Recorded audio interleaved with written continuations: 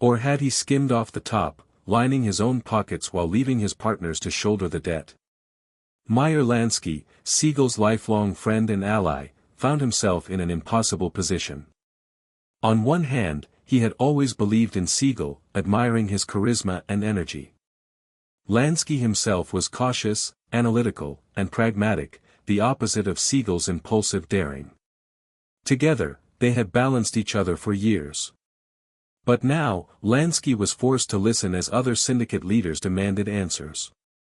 Men like Frank Costello and Vito Genovese were far less forgiving. They wanted accountability, and if Siegel could not provide it, they wanted blood. Siegel, for his part, grew increasingly paranoid. He could feel the weight of suspicion pressing down on him, and though he projected confidence in public, in private he was restless, angry, and often explosive.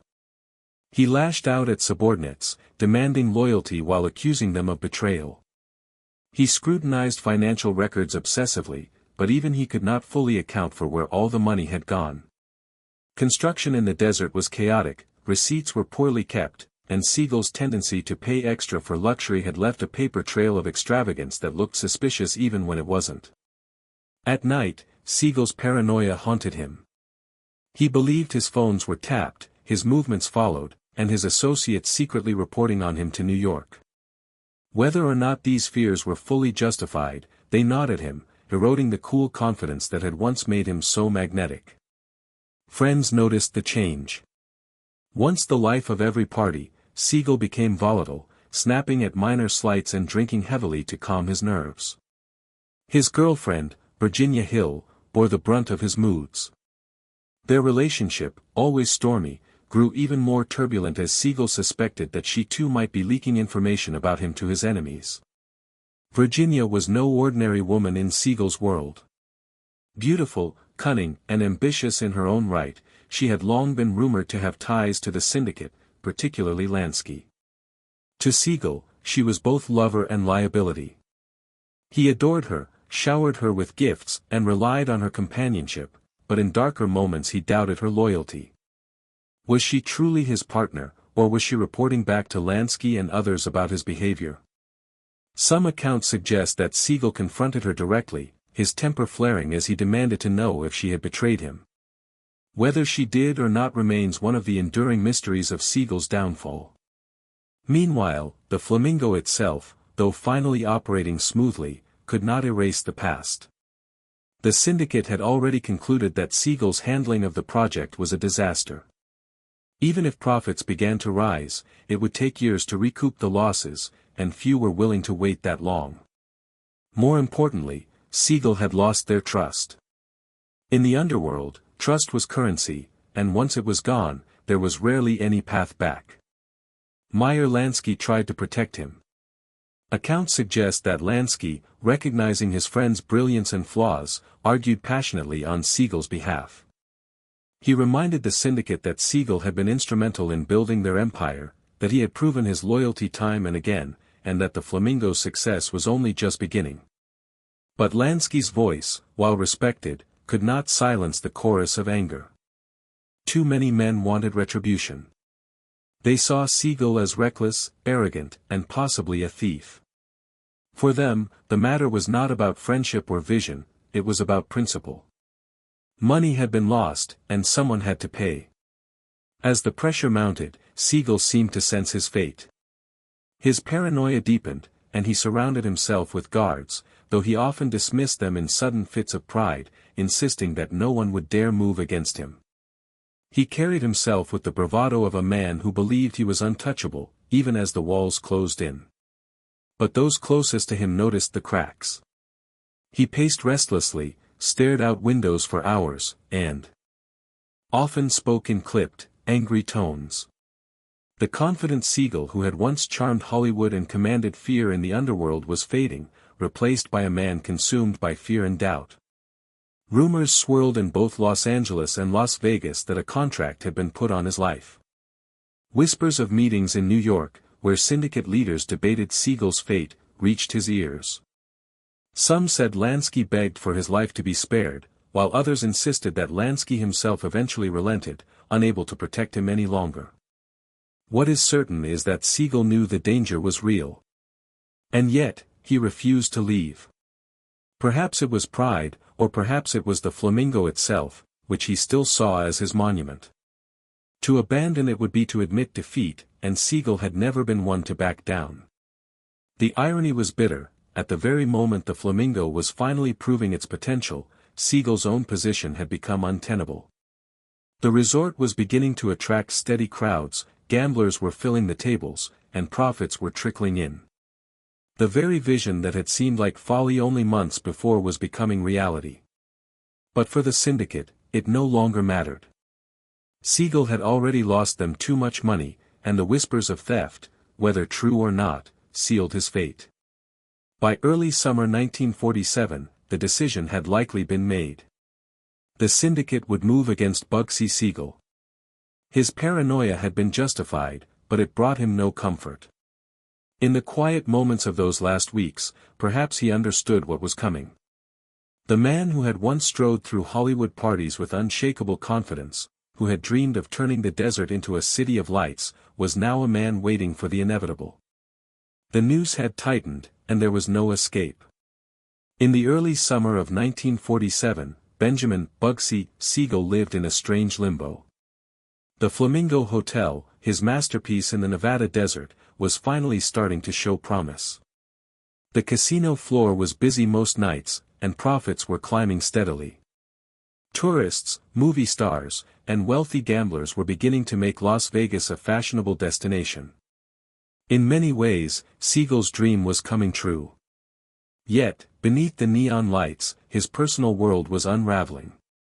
The syndicate's suspicion had hardened into certainty, and whispers of betrayal echoed in every corner of his life. Each day felt like a reprieve, and each night carried the weight of dread. He spent much of this period in Los Angeles, shuttling between the Flamingo in Nevada and the Beverly Hills mansion of his longtime lover, Virginia Hill. The house on Linden Drive was luxurious, a fitting backdrop for the glamorous couple, but inside its walls, tension simmered. Siegel's paranoia had reached a breaking point, and Hill bore the brunt of his anger. He accused her of conspiring with his enemies, of reporting to Lansky, of leaking details about his finances. Their fights grew loud and vicious, spilling into the night and leaving neighbors whispering. Still, Siegel seemed unable to let her go. Virginia Hill was as complicated as Siegel himself. Known as the Queen of the Mob, she had been involved with gangsters long before Siegel, and her ties to Lansky fueled his suspicions. Some believed she was indeed funneling information back east, helping the syndicate keep tabs on Siegel's activities. Others insist she was loyal to him until the end, her only crime being her fiery independence and refusal to submit to his temper. Whatever the truth, their relationship in those last months was a storm, passionate, destructive, and filled with mistrust. Siegel's friends noticed how much he had changed. The once dashing gangster, always calm under pressure, had grown volatile. He spoke often of betrayal, of enemies lurking in every shadow. He became obsessed with security, ordering guards at the Flamingo and watching his back constantly.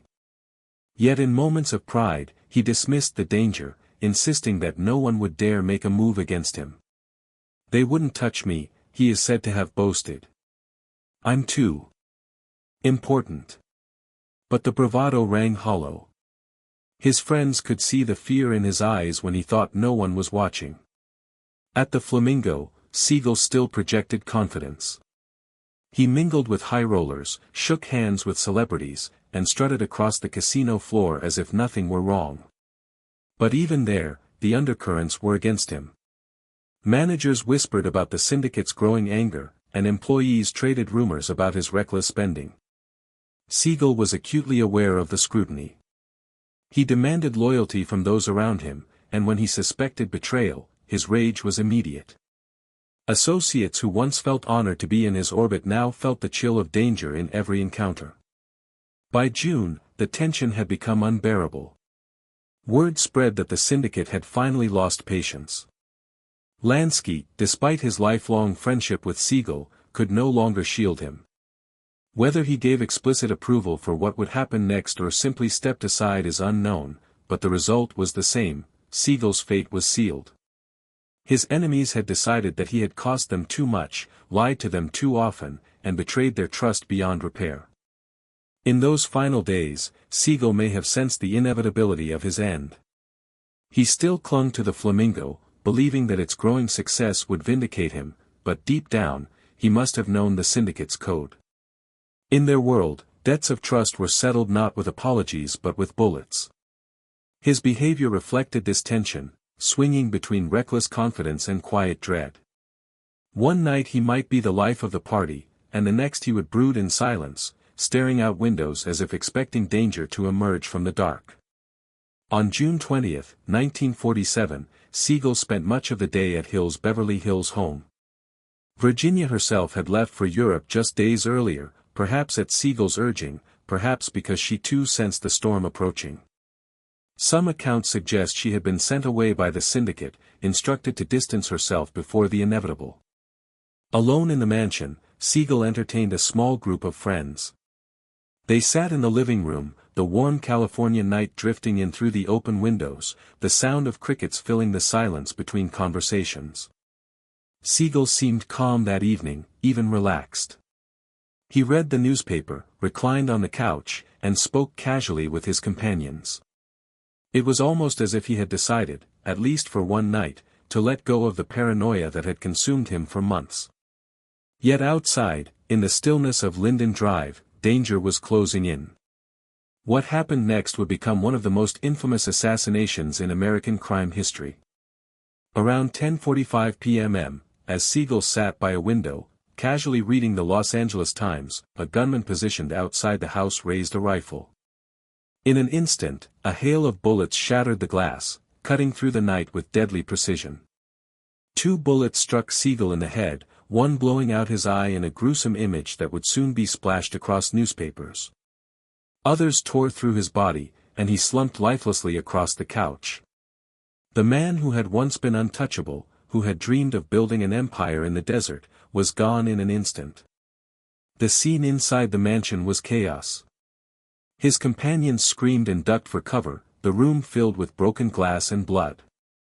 Outside, the gunman vanished into the night, leaving behind no trace but the echo of violence.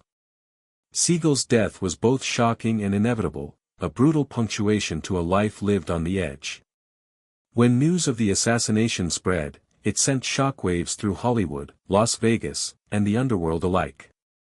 Newspapers carried grisly photographs of Siegel's lifeless body, the once handsome face now ruined by violence. To the public, it was a sensational story of crime, betrayal, and downfall. To the syndicate, it was simply business. Within hours, control of the Flamingo passed smoothly into other hands. The casino did not close, nor did operations falter. Siegel was gone, but his dream continued without him. In death, Siegel became both a cautionary tale and a legend. For the syndicate, his end was a warning: no one, no matter how charming or visionary, was bigger than the organization. For the public, he became a symbol of the glamorous gangster, a man who mingled with movie stars, dreamed bigger than anyone before him, and paid for his ambition with his life. Bugsy Siegel's final days were marked by paranoia, betrayal, and the haunting inevitability of violence. Yet they were also marked by the enduring spark of his vision. Even as he sat in that Beverly Hills mansion, reading his paper on a quiet June night, the Flamingo's neon lights burned in the desert, casting their glow on the city that would one day fulfill his dream. Siegel never lived to see Las Vegas become the gambling capital of the world, but his fingerprints were all over its foundations. His last days were tragic, but his legacy was already taking root in the Nevada sand. The night of June 20, 1947, would mark one of the most shocking and defining moments in the history of organized crime. Bugsy Siegel, once untouchable, had been gunned down in the comfort of his Beverly Hills retreat. The following morning, the news broke across the nation with sensational headlines. Newspapers carried gruesome photographs of his lifeless body sprawled across the sofa, his once handsome features now disfigured by the brutal spray of bullets. To the public, it was a chilling image that perfectly captured the violent underworld hidden beneath Hollywood's glamorous sheen. To the syndicate, it was a quiet, inevitable resolution. The immediate aftermath of Siegel's assassination revealed the ruthlessness and efficiency of organized crime. Within hours, almost as though it had been planned with military precision, the Flamingo was under new management. Associates of the syndicate walked in and took control, assuring employees and gamblers that business would continue as usual. There was no interruption, no mourning period, no pause for reflection. For the mob, the casino was not a monument to Siegel's vision but a financial asset, and assets were not allowed to sit idle.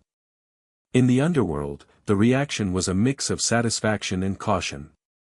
Siegel's murder sent a clear signal: even those at the top, even men with powerful allies and dazzling charm, could not escape punishment if they crossed the line. The syndicate had tolerated his extravagance and his ambition for years, but when profits were squandered and suspicions of betrayal arose, the judgment was swift. Bugsy Siegel was too volatile, too unpredictable, and, in their eyes, too dangerous to keep alive. His death was a warning to every other associate who might have thought themselves bigger than the organization. In Los Angeles, shock rippled through Hollywood's golden circles.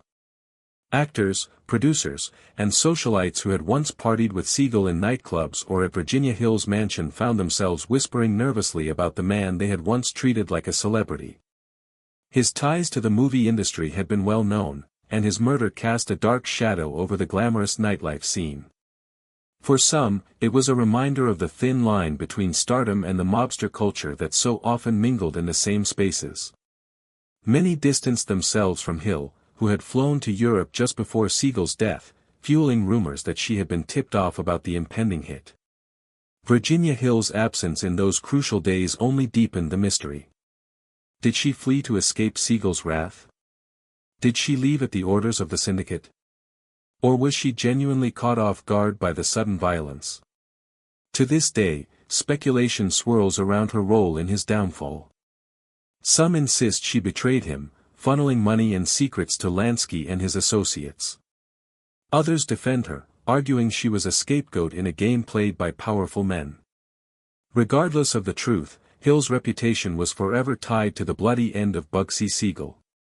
Meanwhile, back in Las Vegas, the Flamingo began to flourish almost overnight.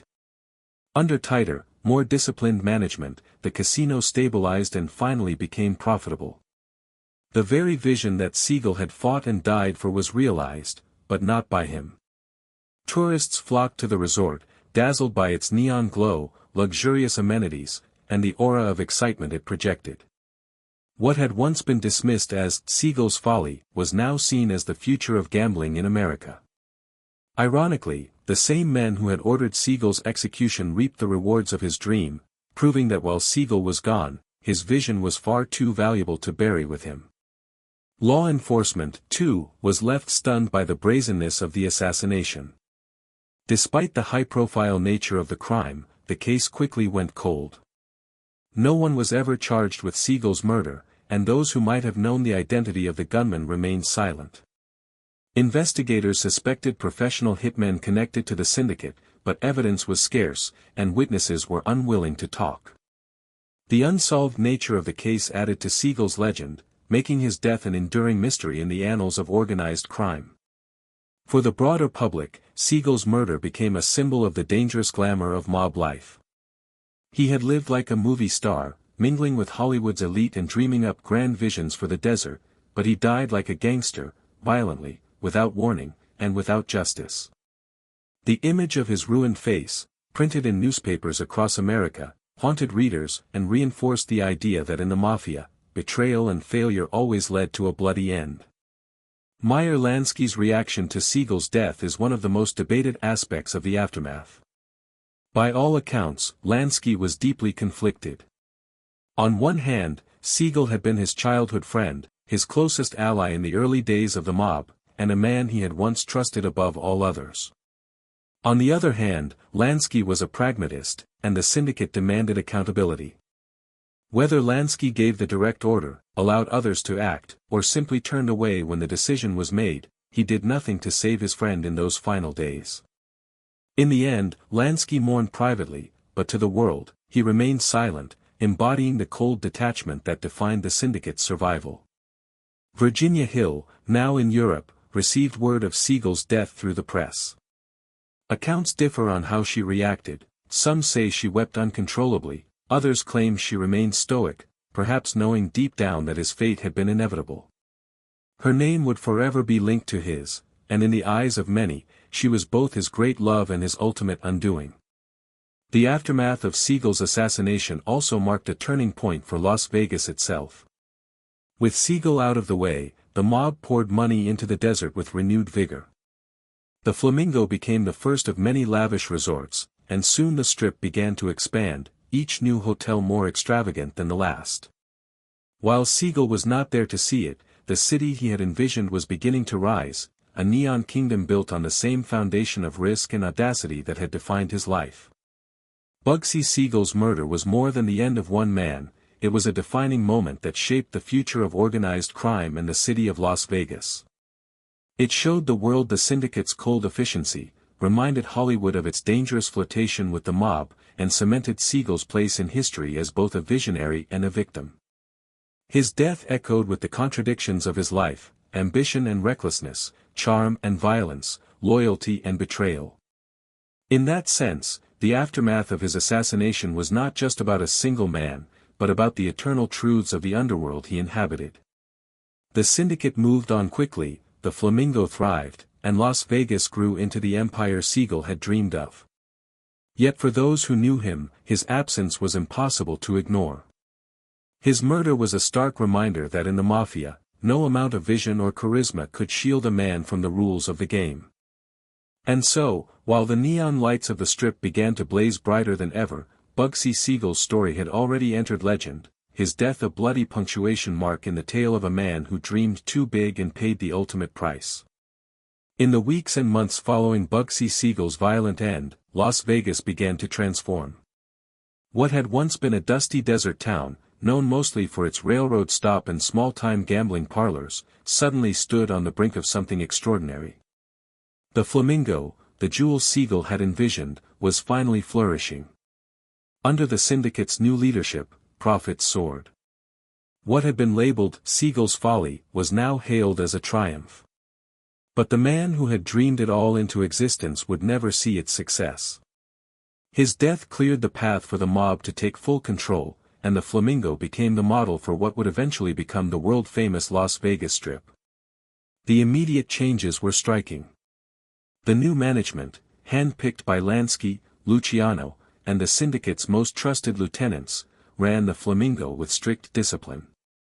Money was no longer allowed to flow recklessly.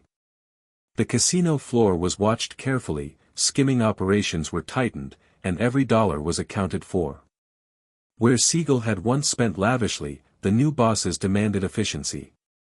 The Flamingo soon became a steady stream of revenue for the syndicate, and that success caught the attention of mob families across the country. Las Vegas had always been a place of gambling, but Siegel's dream had elevated it into something different. He had imagined a destination where gambling was only part of the attraction, where luxury hotels, fine dining, glamorous shows, and endless entertainment created an experience unlike anywhere else. The syndicate realized quickly that his vision, though costly and reckless under his management, had been right. If they could replicate the Flamingo's model, they could create an empire in the desert. Soon, investments began pouring in. Mob figures from Chicago, New York, Cleveland, and Kansas City all wanted a piece of the action. Each new resort carried the same promise: more neon, more glamour, more excess. The Flamingo was followed by the Sahara, the Sands, the Desert Inn, and eventually the Stardust. Each hotel was grander than the last, each one a monument to organized crime's ability to turn dusty sand into gold. The Las Vegas Strip, as it came to be known, was born. The timing could not have been better. Post-war America was changing rapidly. Soldiers returning from World War II were seeking leisure and escape. The automobile boom made cross-country travel easier than ever, and the rise of commercial aviation meant that tourists from New York, Chicago, and Los Angeles could reach Nevada in hours. Las Vegas, with its bright lights and promise of endless fun, became the perfect destination. The syndicate had anticipated this wave and positioned themselves to reap its benefits. The Flamingo also set the tone for the kind of entertainment that would define Las Vegas. Siegel had envisioned a stage that rivaled Broadway, and under the new regime, that dream came to life. Big-name performers like Frank Sinatra, Dean Martin, and Sammy Davis Jr. would eventually grace Las Vegas stages, cementing the city's reputation as both a gambling hub and an entertainment capital. This was the magic Siegel had glimpsed years earlier, the blending of Hollywood glamour with mob money, creating a spectacle that was irresistible to the American public. Law enforcement, meanwhile, struggled to keep up. On paper, Las Vegas was a legitimate enterprise, with casinos and hotels licensed under Nevada's relatively loose gambling laws. Behind the scenes, however, the mob controlled everything. Skimming operations became the norm. Millions of dollars were quietly siphoned off the books and funneled back east to syndicate bosses. Federal investigators suspected the connections, but without insiders willing to testify, little could be proven. The syndicates hold on. Las Vegas grew stronger with each passing year. It was ironic, perhaps even cruel, that the man who had been the architect of this empire was no longer alive to see it. Siegel's murder was already fading into legend, even as his vision became reality. The Flamingo thrived not because the syndicate rejected his ideas, but because they embraced them, only this time with stricter discipline and collective oversight. Where Siegel had wanted to be both visionary and king, the syndicate preferred efficiency and shared profits. It was a stark reminder that in the mob, individual ambition could never outweigh the group's power. Virginia Hill's role during this period remained controversial. In Europe, she watched from afar as Siegel's dream blossomed without him. Many believed she had been used either as a pawn or a scapegoat, in the syndicate's power play. Others claimed she knew too much, and her distance was as much about survival as it was about grief. She would never return to the life she and Siegel had built together in Los Angeles. For her, the neon lights of Las Vegas would forever be a haunting reminder of love lost and blood spilled. The consolidation of mob power in Las Vegas also brought changes to the city's culture. What had been a small, somewhat sleepy town began to swell with visitors, workers, and dreamers. Construction crews flocked to Nevada to build the next great resort, and with them came entertainers, showgirls, and hustlers of every kind. The desert began to hum with life, the once quiet nights broken by the glow of neon signs and the constant buzz of activity. The Strip, in its infancy, was already a world apart, a place where rules were bent, money flowed freely, and fantasies came to life. Yet, for all its success, Las Vegas still carried the shadow of Siegel's death. Those who had known him could not walk through the Flamingo without remembering the man who had fought so fiercely to build it. His portrait, though never displayed, lingered invisibly in the casino's walls. To some, his end was a tragedy, to others, it was the inevitable price of arrogance. Either way, his ghost haunted the Neon Kingdom, a reminder that visionaries in the mob rarely lived long enough to see their dreams fulfilled. By the early 1950s, Las Vegas had firmly taken its place as the syndicate's crown jewel. The Flamingo, once nearly bankrupt under Siegel's reckless management, was now a thriving hub. New casinos rose in quick succession, each reinforcing the city's reputation as the gambling capital of America. What Siegel had imagined had finally come true. Las Vegas had become an empire of light, wealth, and endless possibility. But it was an empire born in blood, and Siegel's assassination remained the cost of its foundation. The irony could not be lost on anyone who knew the story. Bugsy Siegel had dreamed of building a paradise in the desert, and he had succeeded. Yet the very forces that allowed him to build it, the syndicate's money, its power, its reach, were the same forces that ultimately destroyed him. His death cleared the way for organized crime to turn Las Vegas into something greater than even he had dared to imagine. The Strip would grow, the money would multiply, and the legend of Las Vegas would shine brighter with each passing year. But Siegel, the man who had first seen its potential, would remain forever frozen in time, a cautionary tale of vision, ambition, and betrayal. By the early 1950s, Las Vegas had taken on a new identity, no longer just a desert town with legalized gambling, but a rising metropolis of light and spectacle. Bugsy Siegel's Flamingo, once a risky experiment, had become the model upon which the city's future would be built. But as the syndicate poured more money into the Strip, Las Vegas was evolving beyond even Siegel's imagination. It was no longer just about roulette tables and slot machines. It was about creating a city of entertainment, a playground for America's middle class, and a stage for some of the most famous performers in the world. The rise of Las Vegas in the 1950s was inseparable from the broader post-war boom sweeping across the United States. Soldiers returned home from World War II with money in their pockets and a hunger for fun after years of hardship. Families were moving to suburbs, cars were filling the highways, and leisure travel became a growing part of American culture. Las Vegas, remote, exotic, and shimmering with neon, was perfectly positioned to capture this new appetite for excitement. The syndicate understood this shift and capitalized on it. The Flamingo had already proven that tourists wanted more than gambling, they wanted a complete experience. Other resorts quickly followed suit, building bigger, bolder, and more luxurious hotels along the Strip. The Desert Inn opened in 1950, offering an upscale atmosphere that appealed to wealthy gamblers. The Sahara followed, bringing a Moroccan theme that transported visitors into fantasy. By the mid-1950s, the Sands and the Riviera were redefining glamour, attracting Hollywood stars and wealthy businessmen alike. Each new resort pushed the boundaries of spectacle, creating a Strip that glittered with endless promise. At the heart of this transformation was entertainment. Siegel had once envisioned a resort that would blend gambling with top-tier performances, and in the 1950s, that vision came alive in ways even he might not have foreseen. Las Vegas became the stage for a group of performers who embodied charisma, rebellion, and cool sophistication, the Rat Pack. Frank Sinatra, Dean Martin, Sammy Davis Jr., Joey Bishop, and Peter Lawford turned Las Vegas into their playground.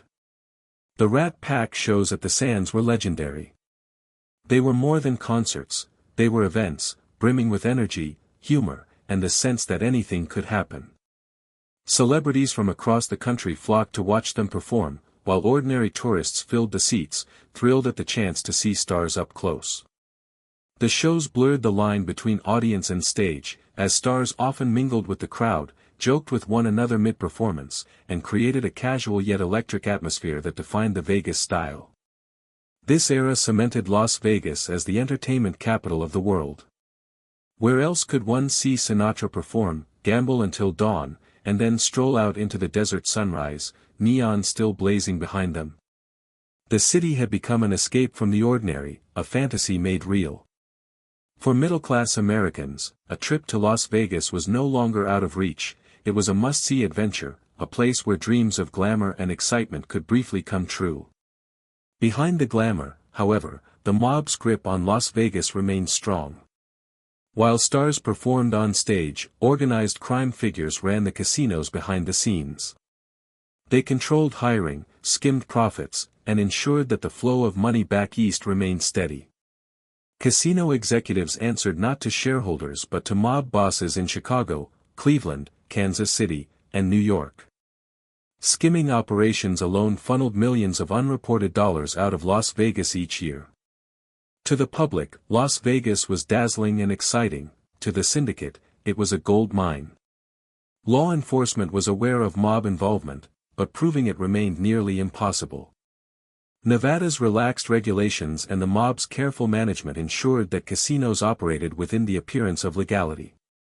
The city became a perfect blend of legitimacy and crime, a neon empire built on mob money but dressed in glitz and glamour. The Flamingo, once Siegel's risky gamble, was now a symbol of how well the formula worked.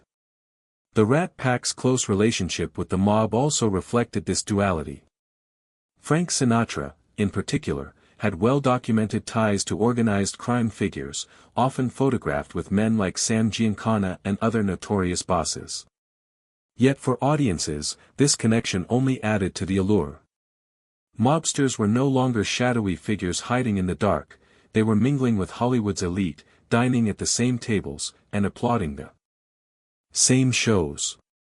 Las Vegas had created a stage where the worlds of crime, celebrity, and fantasy converged seamlessly.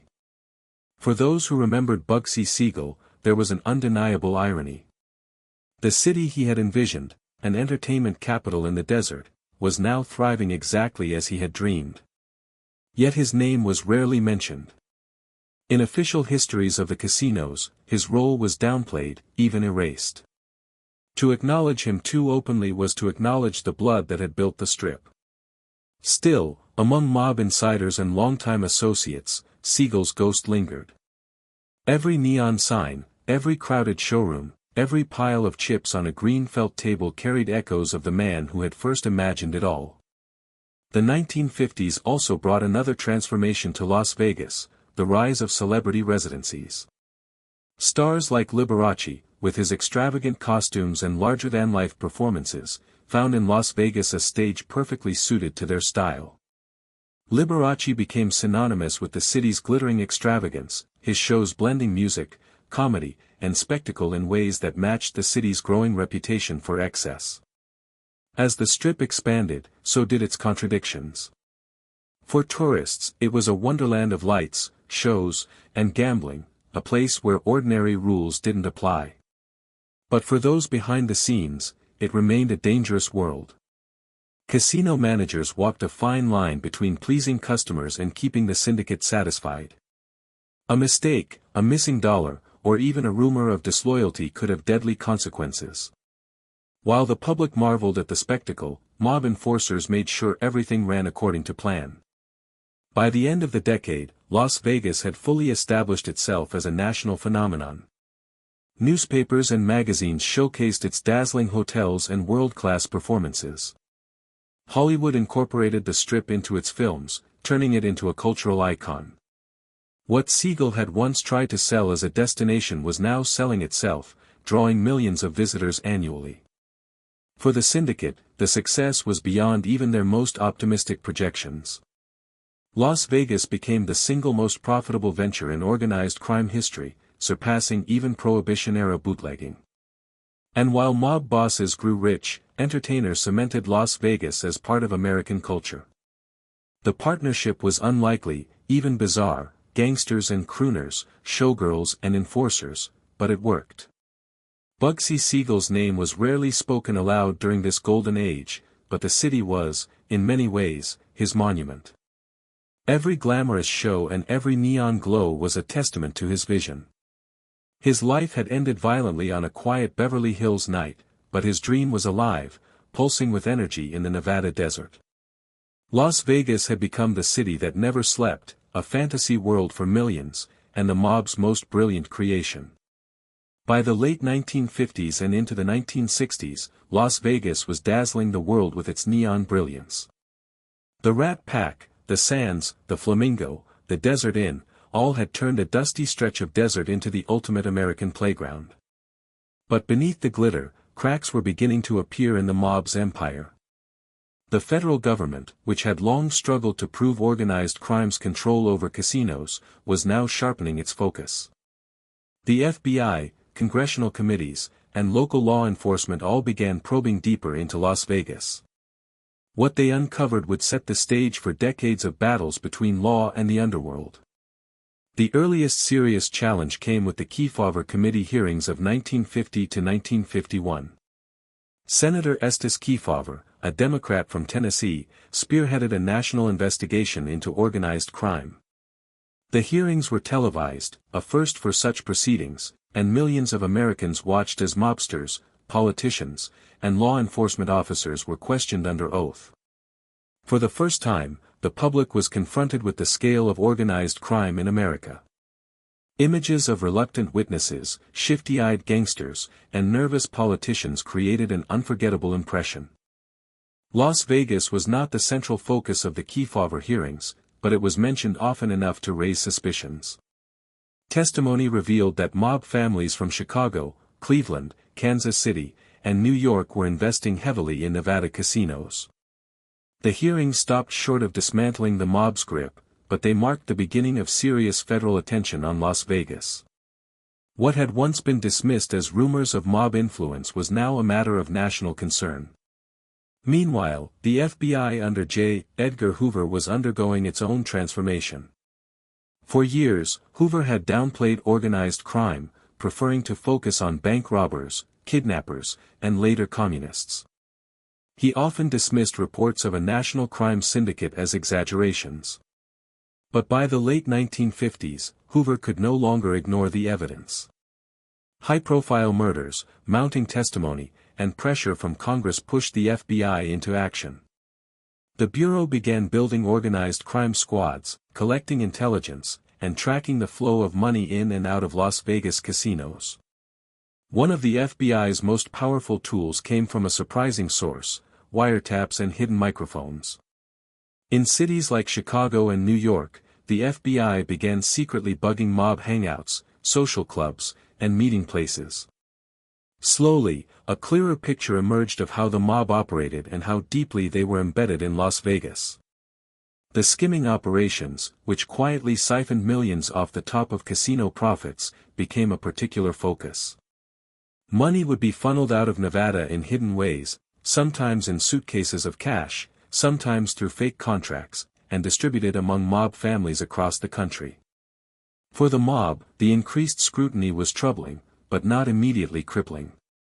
They had built layers of insulation between themselves and the casino floors. Front men with clean records held licenses, while real decision-making power rested with hidden bosses.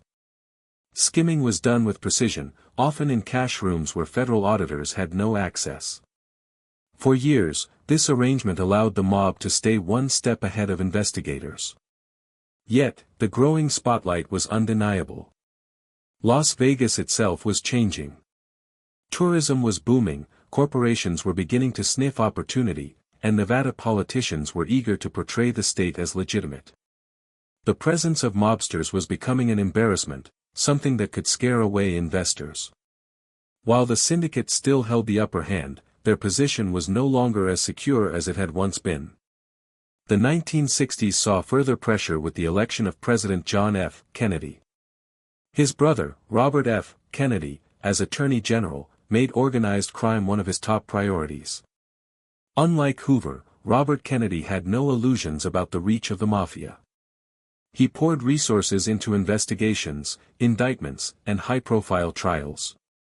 Las Vegas, with its glittering casinos and mob-controlled cash flow, was high on the list of targets. The Kefauver hearings had already raised public awareness, but under Robert Kennedy, the fight against organized crime became more aggressive. Testimonies from insiders, like mobsters who had turned informants, provided new leads. Cases were built slowly, carefully, with the aim of proving what many had long suspected: Las Vegas was not just a gambling town, it was a mob-controlled empire. Still, the mob adapted. Their control of Las Vegas remained strong throughout the 1960s, even as scrutiny increased.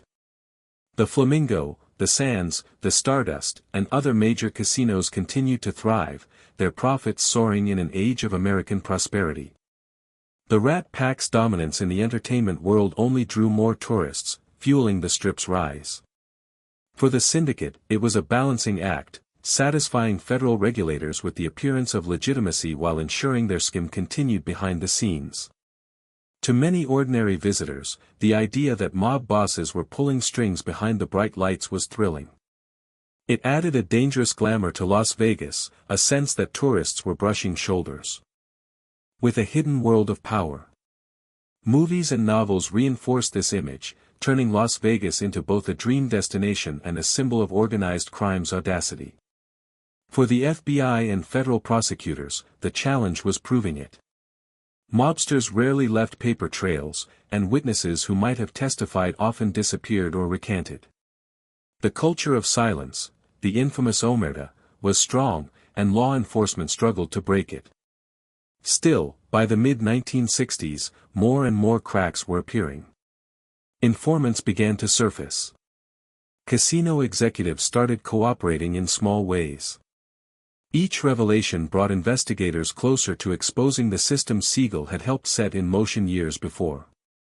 Looking back, the late 1950s and 1960s represented a turning point. The mob still held Las Vegas tightly, but the world was changing around them. Corporate America was beginning to eye the Strip, federal pressure was mounting, and public opinion was shifting. No longer could organized crime operate in the shadows with complete impunity. The neon lights of Las Vegas were burning brighter than ever, but behind them, storm clouds were gathering. For the legacy of Bugsy Siegel, this era underscored the contradictions of his dream. On one hand, his vision had blossomed spectacularly, turning Las Vegas into an international symbol of glamour. On the other, it was precisely this success that brought the city into sharper focus for federal investigators. The empire Siegel had once hoped to rule was becoming too big, too bright, and too exposed to remain hidden in the mob's grasp forever. By the dawn of the 1970s, Las Vegas had reached an almost mythical status in American culture. The neon glow stretched endlessly down the Strip, hotels rose like palaces in the desert, and visitors poured in by the millions. On the surface, it was a golden age of entertainment, luxury, and indulgence. But beneath the shimmering facade, organized crime maintained its grip, and that grip was both firmer and shakier than ever before. The mob's influence had reached its peak, yet the forces working to dislodge them were stronger than at any time since Bugsy Siegel first dreamed of building a desert empire. The 1960s had been kind to the syndicate. The Rat Pack had turned Las Vegas into the cultural capital of cool, bringing Hollywood glamour to the desert. Frank Sinatra, Dean Martin, and Sammy Davis Jr. performed for adoring crowds while, behind closed doors, Sinatra dined and played cards with mob figures. Casinos like the Sands, Stardust, Riviera, and Desert Inn raked in profits, much of which quietly flowed back to Mafia families in Chicago, Cleveland, Kansas City, and New York. The system worked smoothly, corporate-looking front men held licenses, while mobsters called the real shots from the shadows. But this was also the period when federal law enforcement's patience finally gave way. Robert F. Kennedy had already cracked the door open in the 1960s with his relentless pursuit of mobsters, and though his assassination in 1968 ended his personal crusade, the machinery he set in motion continued. The FBI, once reluctant under J. Edgar Hoover to acknowledge organized crime, had by now accepted its existence as undeniable fact.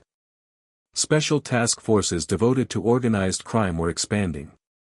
Wiretaps, surveillance, and the infiltration of informants became more common, and Las Vegas casinos were priority targets. One of the most significant operations involved the Stardust Casino.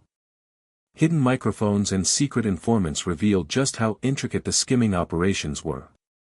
Millions of dollars in cash were skimmed off the books before revenue was officially counted, then funneled out of Nevada in ways designed to be invisible. That money traveled across state lines to the mob's power centers, enriching families who had never set foot on the Strip. It was a system that had survived for decades, but now, investigators were piecing it together in detail. As the 1970s progressed, Las Vegas became a battleground between two forces, the entrenched mob. Interests that had built the city and the growing corporate ambitions that sought to legitimize it. Large corporations, sensing the enormous profitability of casinos, began to apply for licenses and buy into resorts. These corporations brought with them boards of directors, stockholders, and auditors, oversight that made traditional mob skimming more difficult. The mob families, however, were not prepared to simply walk away. They fought to maintain their influence, often relying on violence or intimidation when financial maneuvering failed. The violence of the era became part of Las Vegas's shadowy legend. Bombings, shootings, and mysterious disappearances rippled across the city. Journalists who probed too deeply into the mob's activities found themselves threatened, or worse. One of the most famous examples would come later in the decade with investigative reporter Ned Day, who survived threats and attacks while exposing the mob's role in the casinos. Even before Day's work, however, whispers of corruption, skimming, and mob killings filled the air. The federal government intensified its efforts in the early 1970s with the Racketeer-Influenced and Corrupt Organizations Act, better known as RICO. Passed in 1970, RICO gave prosecutors a powerful new tool to pursue not just individual mobsters, but entire organizations. For the first time, law enforcement could link seemingly unrelated crimes to demonstrate a broader criminal enterprise. Las Vegas, with its web of skimming operations, front companies, and cross-country cash flows, was the perfect testing ground for this law. As federal pressure mounted, the mob's hold on Las Vegas became more precarious. Some casinos began slipping from their grasp into the hands of corporations, while others remained hotly contested turf.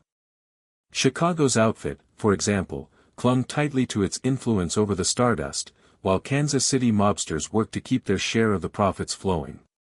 Tensions sometimes flared between families, each seeking a bigger cut of the shrinking pie. What had once been a unified front of organized crime now showed signs of fracture. Still, to the average tourist, none of this was visible. Visitors continued to arrive in record numbers, dazzled by the shows, the gaming floors, and the endless promise of fortune. The Strip was in full bloom, its lights burning brighter each year. Yet for insiders, it was clear that the balance was shifting. The mob could no longer operate with the impunity it enjoyed in Siegel's day. Every suitcase of skimmed cash, every whispered order from a hidden boss carried greater risk. The paradox of this period is striking. The mob's profits were immense, larger than they had ever been, yet so too was their exposure. Wiretaps captured damning conversations. Informants whispered details to federal agents. Grand juries probed deeper into casino finances. Each revelation chipped away at the facade of legitimacy that mobsters had carefully maintained. For Bugsy Siegel's legacy, the 1970s represented both vindication and irony. His vision of Las Vegas as a glittering playground had succeeded beyond measure, but in doing so, it had attracted the very attention that would unravel the mob's control. The Strip was now too important, too profitable, and too symbolic to remain in the shadows of organized crime. The dream had grown so large that it could no longer be hidden. As the decade progressed, the clash between old-school mobsters and corporate America intensified. By the late 1970s, federal prosecutions would begin dismantling key skimming operations, and mob families would suffer crippling blows. But for a brief moment in the early and mid-1970s, the mob still reigned. Las Vegas, at its most glamorous, was also at its most dangerous. It was a city balanced between two futures, one ruled by shadowy bosses in smoke-filled backrooms, the other by corporate executives in polished boardrooms. The battle between those visions would determine not just the fate of Las Vegas, but the lasting legacy of Bugsy Siegel's blood-soaked dream. By the late 1970s, the balance of power in Las Vegas was tipping in ways that would have seemed unthinkable during Bugsy Siegel's era. For decades, the mob had ruled the desert city through a delicate combination of intimidation, hidden ownership, and the ever-reliable skim. Millions in cash had flowed out of the casinos each year, funneled to crime families across the United States. But the government had been watching, learning, and waiting. By the late 70s and into the early 1980s, the waiting was over. The era of the mob's near-total control over Las Vegas was coming to a dramatic end, brought down by a mixture of relentless federal pressure, landmark prosecutions, and the unlikeliest of whistleblowers. The seeds of the mob's downfall were planted with the passage of the RICO Act in 1970. For years, prosecutors had struggled to convict high-ranking mob bosses, who were usually insulated by layers of intermediaries. They could often evade charges because they personally avoided direct involvement in crimes. RICO changed the game. Now, if prosecutors could show that individuals were part of a criminal enterprise, they could be held responsible for the broader pattern of illegal activities. This legal tool would become a sledgehammer against organized crime in Las Vegas. By the mid-1970s, the FBI had perfected the art of surveillance against mob families. Wiretaps, hidden microphones, and long-term informants began producing an avalanche of evidence. Chicago, Kansas City, Cleveland, and Milwaukee mobsters, each with a stake in Las Vegas casinos, were recorded discussing the skim, arranging payoffs, and even plotting violence to keep control. Slowly, federal agents began to map the hidden architecture of organized crime in Nevada. One of the most dramatic breakthroughs came through the Kansas City family. Wiretaps placed in the homes of Kansas City mobsters revealed, in startling clarity, how cash skimmed from Las Vegas casinos traveled back to the Midwest. The Stardust, the Fremont, and the Hacienda were among the casinos implicated in the scheme. The FBI listened as mobsters discussed exact amounts of money, named casino contacts, and complained about the difficulties of moving cash undetected. For the first time, investigators had hard proof of the nationwide pipeline Bugsy Siegel's empire had made possible. The Chicago outfit, too, faced mounting exposure. Long known as one of the most powerful organized crime syndicates in the country, Chicago had relied heavily on Las Vegas profits. The Stardust Casino, in particular, became a flashpoint for federal scrutiny. Through informants and wiretaps, agents documented the outfit's influence over casino executives and their involvement in siphoning millions. The Chicago bosses, who had long operated in the shadows, were now being dragged into the light. At the same time, Las Vegas itself was evolving. Corporations were becoming more prominent players on the Strip. Companies with deep pockets and legitimate shareholders began purchasing resorts, eager to capitalize on the city's massive growth. For regulators and politicians, this corporate wave was seen as a chance to clean up the industry's image. For the mob, it was a threat to their most lucrative racket. Where corporations brought accountants and auditors, mobsters preferred cash rooms and quiet handshakes. The two systems could not coexist indefinitely. As the FBI tightened its net, violence flared. The late 1970s and early 1980s saw a string of bombings and murders linked to mob activity in Las Vegas. These were not the public executions of the Prohibition era, but calculated warnings to those who threatened the status quo. Casino executives suspected of cooperating with federal agents found themselves targeted. Some vanished, others were killed, and many more lived in constant fear. Yet the violence only deepened federal resolve. Each attack underscored the need to dismantle the criminal infrastructure that had thrived for too long. The turning point came with the strawman cases of the late 1970s and early 1980s. These prosecutions targeted the hidden ownership and skimming operations in major Las Vegas casinos. Using RICO statutes, federal prosecutors charged mobsters not just with isolated crimes, but with being part of a larger, ongoing conspiracy to control and profit from the city's gaming industry. The evidence, wiretaps, testimony from insiders, and meticulous financial records, was overwhelming. Perhaps the most shocking development of all was the cooperation of certain insiders. In an environment long dominated by silence, betrayal became the mob's Achilles heel. Casino executives, bookkeepers, and even low-level mob associates began cooperating with investigators. Some did so for protection, others for reduced sentences, and still others out of fear for their lives. Each defection added another piece to the puzzle, giving prosecutors the evidence they needed to pursue bosses who had once seemed untouchable. One figure whose fate symbolized the mob's waning power was Anthony Spilatro, the Chicago outfit's enforcer in Las Vegas. Known for his violent temper and ruthless reputation, Spilatro oversaw everything from loan sharking to burglary rings. His presence in Las Vegas was both feared and resented, as his brazen tactics drew unwanted attention. Spilatro's eventual downfall, he was indicted, disgraced, and ultimately murdered by his own associates in 1986, marked the brutal unraveling of Chicago's dominance in the city. Meanwhile, federal cases rippled outward from Nevada to mob hubs across the country. Kansas City bosses faced indictment, as did leaders in Chicago, Milwaukee, and Cleveland. Each trial chipped away at the nationwide network Bugsy Siegel's dream had spawned. By the early 1980s, it was clear that the mob's golden age in Las Vegas was ending. Casinos were being sold to corporations at a rapid pace. Regulators grew more vigilant, and the public image of the city shifted toward one of legitimate entertainment rather than shadowy intrigue. And yet, the fall of the mob in Las Vegas was not just a story of law enforcement success. It was also a story of inevitability. The very scale of Siegel's vision, the glittering strip, the endless flow of money, the magnetic pull on tourists, made it impossible for organized crime to remain in the shadows forever.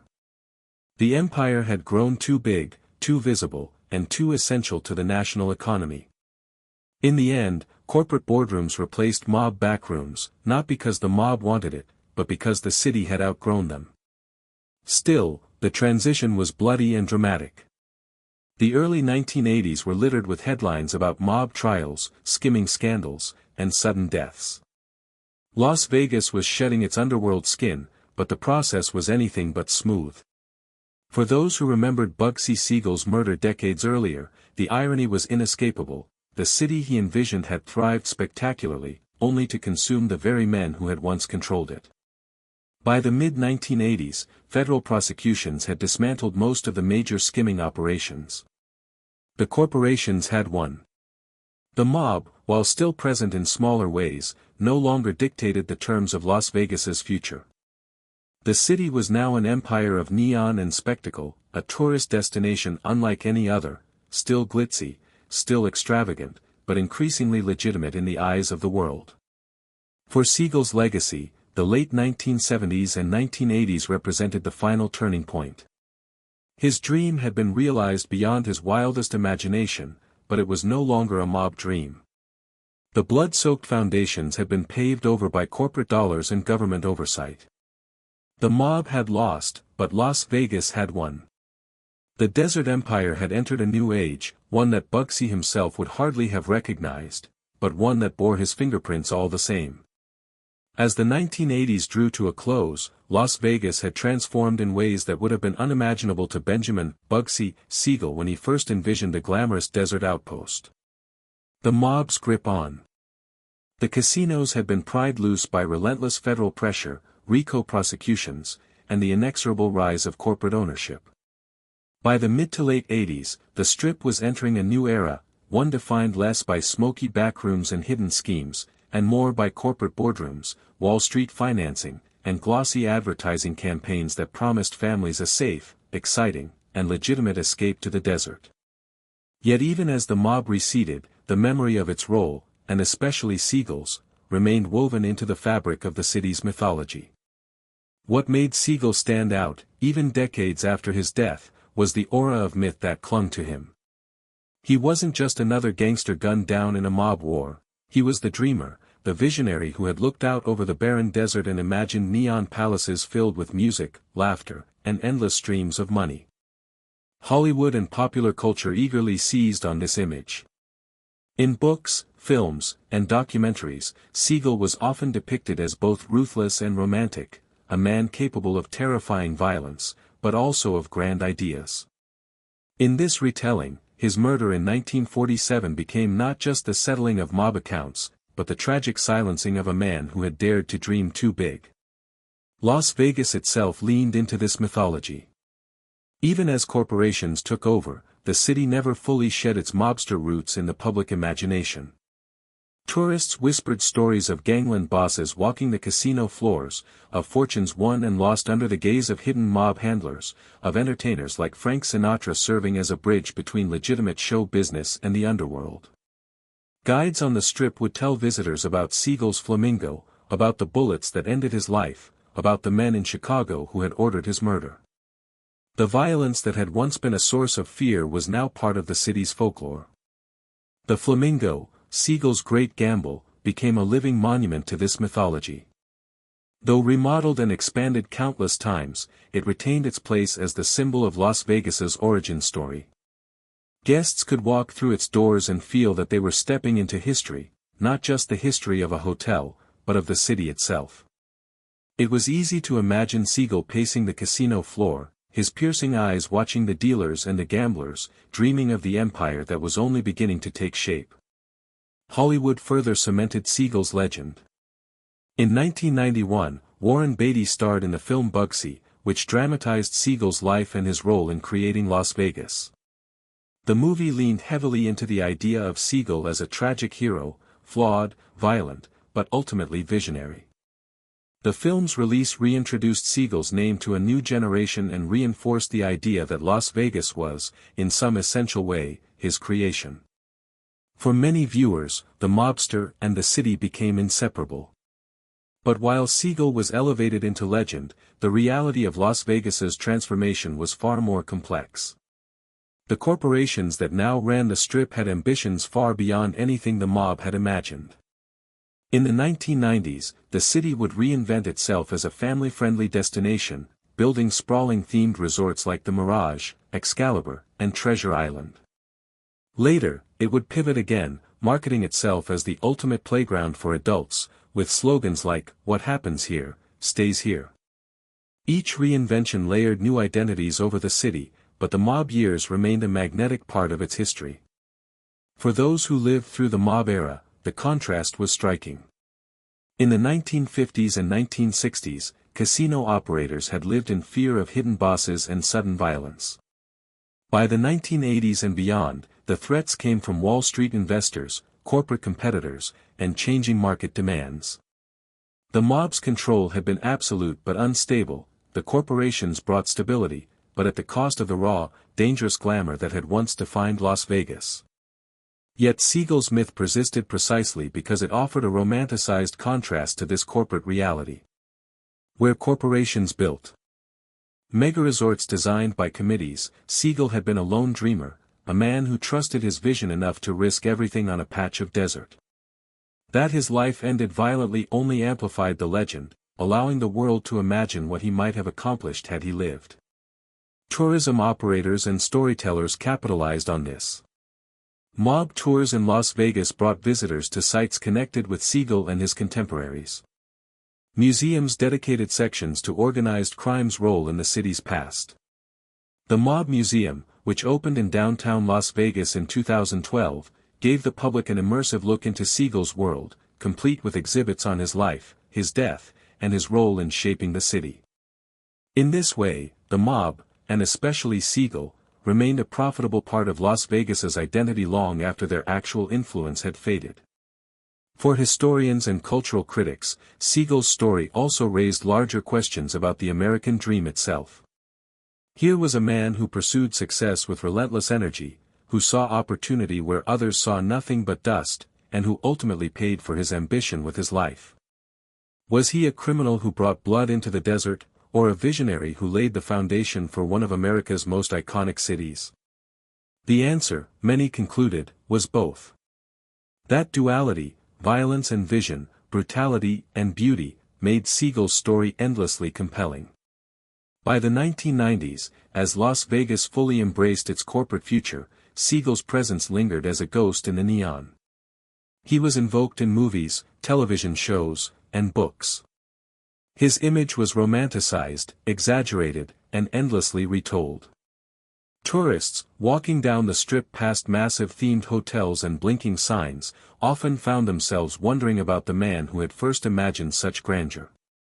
Siegel's life, though cut short, had outlasted even the mob's power. For those who understood the history, there was irony in this. The very mob that had built Las Vegas ultimately lost it to corporations. The very visionary who had dreamed of its rise had been murdered by the same underworld that profited most from his ideas. And yet, while the mob bosses faded into obscurity, Siegel endured as a legend. His story became not just the story of organized crime, but the story of Las Vegas itself. By the close of the 20th century, Las Vegas was no longer the mob's city. It was a corporate empire, polished and professional, drawing millions from around the world. But beneath the corporate sheen, the spirit of Siegel, the gambler, the dreamer, the man who bet his life on the desert, remained alive. Every neon light, every ringing slot machine, every extravagant performance bore traces of his vision. And in that sense, Bugsy Siegel had achieved a kind of immortality that even he might never have dared to imagine. The story of Benjamin Bugsy Siegel is not one that ends neatly with his murder in 1947, nor with the mob's decline in Las Vegas decades later. His life, his vision, and his violent death have continued to echo through time, shaping the identity of Las Vegas and the way Americans understand the underworld. To conclude, Siegel's saga is to stand at the intersection of history and myth, fact and legend, crime and creativity. His life was brief, brutal, and brilliant, a paradox that still fascinates. When we look back on Siegel, we see a man whose ambition was both his strength and his undoing. From the streets of Brooklyn to the glimmering lights of the Strip, he embodied the restless energy of the American dream twisted through the lens of organized crime. He was ruthless, known for his temper and willingness to use violence without hesitation, yet he was also polished, charismatic, and capable of winning the trust of Hollywood elites and powerful mob bosses alike. He lived fast, burned bright, and died young, leaving behind a story that feels more cinematic than real. Las Vegas is the ultimate proof of Siegel's vision. When he first gazed at the barren desert, most people laughed at the idea of turning it into a tourist Mecca. But Siegel saw what others could not, a city of neon, luxury, and entertainment that would attract millions. His Flamingo Hotel was a gamble that nearly destroyed him, but it also set the blueprint for everything that followed. Today, when tourists marvel at the Bellagio fountains, the Venetian canals, or the neon blaze of the Strip, they are standing in Siegel's dream made real. Even though the corporations now own and operate the city, the DNA of Bugsy Siegel's vision runs through every casino, every showroom, every glittering marquee. And yet, his story is also a cautionary tale. The same mob that supported Siegel's dream was also the force that destroyed him. He lived in a world where loyalty was conditional, where success bred envy, and where the line between triumph and betrayal was razor thin. His murder in Beverly Hills was not just the silencing of a man but the inevitable outcome of a life built on shifting sands. The brutality of his end reminds us that in the underworld, visionaries are expendable, and dreams are bought with blood. Still, what endures most about Siegel is not the violence but the myth. He has been immortalized in countless films, books, and documentaries. Hollywood, always drawn to larger-than-life figures, has portrayed him as everything from a ruthless gangster to a tragic hero. Warren Beatty's portrayal in Bugsy captured the romanticized version of Siegel, the flawed genius who created Las Vegas and paid the ultimate price. In the public imagination, Siegel is less a mobster than a legend, a man who dared to dream where others saw only dust. His myth endures because it embodies contradictions that resonate deeply. He was violent, yet visionary, ruthless, yet charming, criminal, yet creative. In Siegel, people see both the darkness of organized crime and the allure of ambition without limits. He represents the dangerous glamour of the mobster lifestyle, an existence filled with risk, passion, and the promise of immortality, if only through memory. Las Vegas itself has embraced this dual legacy. Museums, tours, and exhibits tell the story of Siegel and the mob era, ensuring that his name is never forgotten. Tourists flock to sites linked to his life and death, eager to connect with the legend. In this way, Siegel has become part of the city's identity, a ghost haunting the neon lights. His presence lingers not in the shadowy corners of casinos but in the stories told to millions of visitors every year. For historians, Siegel's life forces difficult questions. Was he primarily a criminal who used brutality to achieve his goals? Or was he a visionary entrepreneur whose ideas transformed a patch of desert into a global destination? The answer, of course, is both. His violence cannot be separated from his vision, nor his crimes from his creativity. He was a man of contradictions, and it is precisely those contradictions that make his story so compelling. Perhaps what is most remarkable is how Siegel's influence has outlived that of the mob bosses who ordered his death. Men like Meyer Lansky, Lucky Luciano, and Frank Costello shaped the world of organized crime, but they are remembered mostly within that context. Siegel, on the other hand, transcended it. His name is tied not only to the Mafia but to the very existence of Las Vegas itself. He is remembered not merely as a gangster but as a builder, a dreamer, and, in some ways, an artist. The legacy of Siegel also forces us to reflect on the blurred line between crime and culture.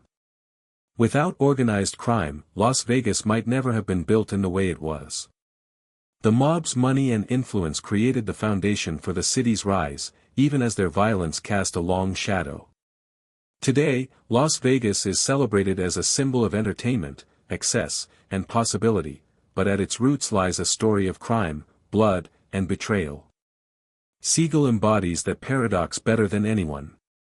And so, when we speak of Bugsy Siegel, we are speaking not only of a man but of an idea. An idea that ambition can conquer even the harshest desert. That vision can reshape reality, but also that unchecked ambition comes at a cost. His story is one of brilliance and brutality, of creation and destruction, of life lived at a pace too fast to endure. As the neon lights of Las Vegas blaze against the desert night, Siegel's presence is felt in every glow. He is the ghost in the glamour, the whisper in the slot machines, the shadow behind the stage lights. His life was short, his death violent, but his dream has proven eternal. Bugsy Siegel may have paid in blood, but in doing so, he bought a form of immortality. The man is gone, but the city he imagined stands as his monument, forever alive, forever glittering, forever Bugsy's Las Vegas. The story of Bugsy Siegel begins not with a birth certificate or a line in a history book, but with a shimmering mirage in the desert. Imagine Las Vegas as it is today, endless neon signs glowing in the night, fountains leaping to music, casino floors humming with life 24 hours a day. Now, strip all of that away. Replace it with barren sand, dry wind, and the quiet hum of cicadas under a starlit sky. That was the Nevada desert before Benjamin Bugsy Siegel envisioned what no one else could. His dream was larger than life, almost reckless, and yet it has come to define an entire city. But the cost of this dream, the blood spilled to bring it into being, makes his story both alluring and tragic. There is a reason Siegel's name still lingers in whispers, decades after his death. He wasn't merely a gangster who killed and extorted, he was a man who combined brutality with vision, who saw opportunity where others only saw wasteland. That duality, dreamer and destroyer, charmer and killer, makes his story one of the most captivating in organized crime history. His rise and fall play like a cautionary tale, one filled with dazzling highs and violent lows, the kind of story that pulls the listener deeper with each turn. The hook of Bugsy's life is simple: how could a street tough from Brooklyn, born to immigrant parents with little to his name, become the architect of Las Vegas? And why did his vision, as grand as it was, end with his body slumped in a Beverly Hills mansion, riddled with bullets, his dreams stolen from him by the very underworld he served? The questions form an open loop that lingers, tugging at curiosity. His was not a clean story, not the tale of an innocent man corrupted by power. He embraced violence from the start, wielding it like a weapon and a shield.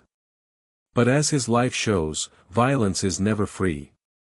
When we talk about Bugsy Siegel, we are not only speaking about one man, we are also exploring the birth of a myth. Las Vegas, the city of lights, excess, and escape, owes much of its existence to Siegel's ambition. Yet Las Vegas also became his tombstone, his unfinished dream reflecting the flaws that would undo him. This paradox makes him unforgettable. He carved his name into the desert, but the desert consumed him.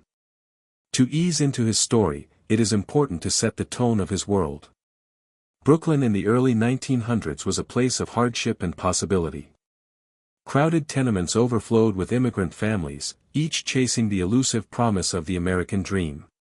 Crime flourished in these neighborhoods, filling the cracks left by poverty and limited opportunity. For many young boys, survival meant choosing between hard labor for pennies or the fast money of the streets. Bugsy chose the latter, and once he started, he never looked back.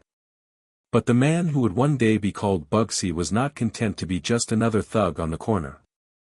From early on, he showed traits that set him apart: quick thinking, charisma that drew people in, and a temper so fierce it terrified even his closest friends. These traits became the foundation of his reputation, both feared and respected, the kind of presence that made others step aside without being asked. It is also worth remembering that Siegel's story did not unfold in isolation.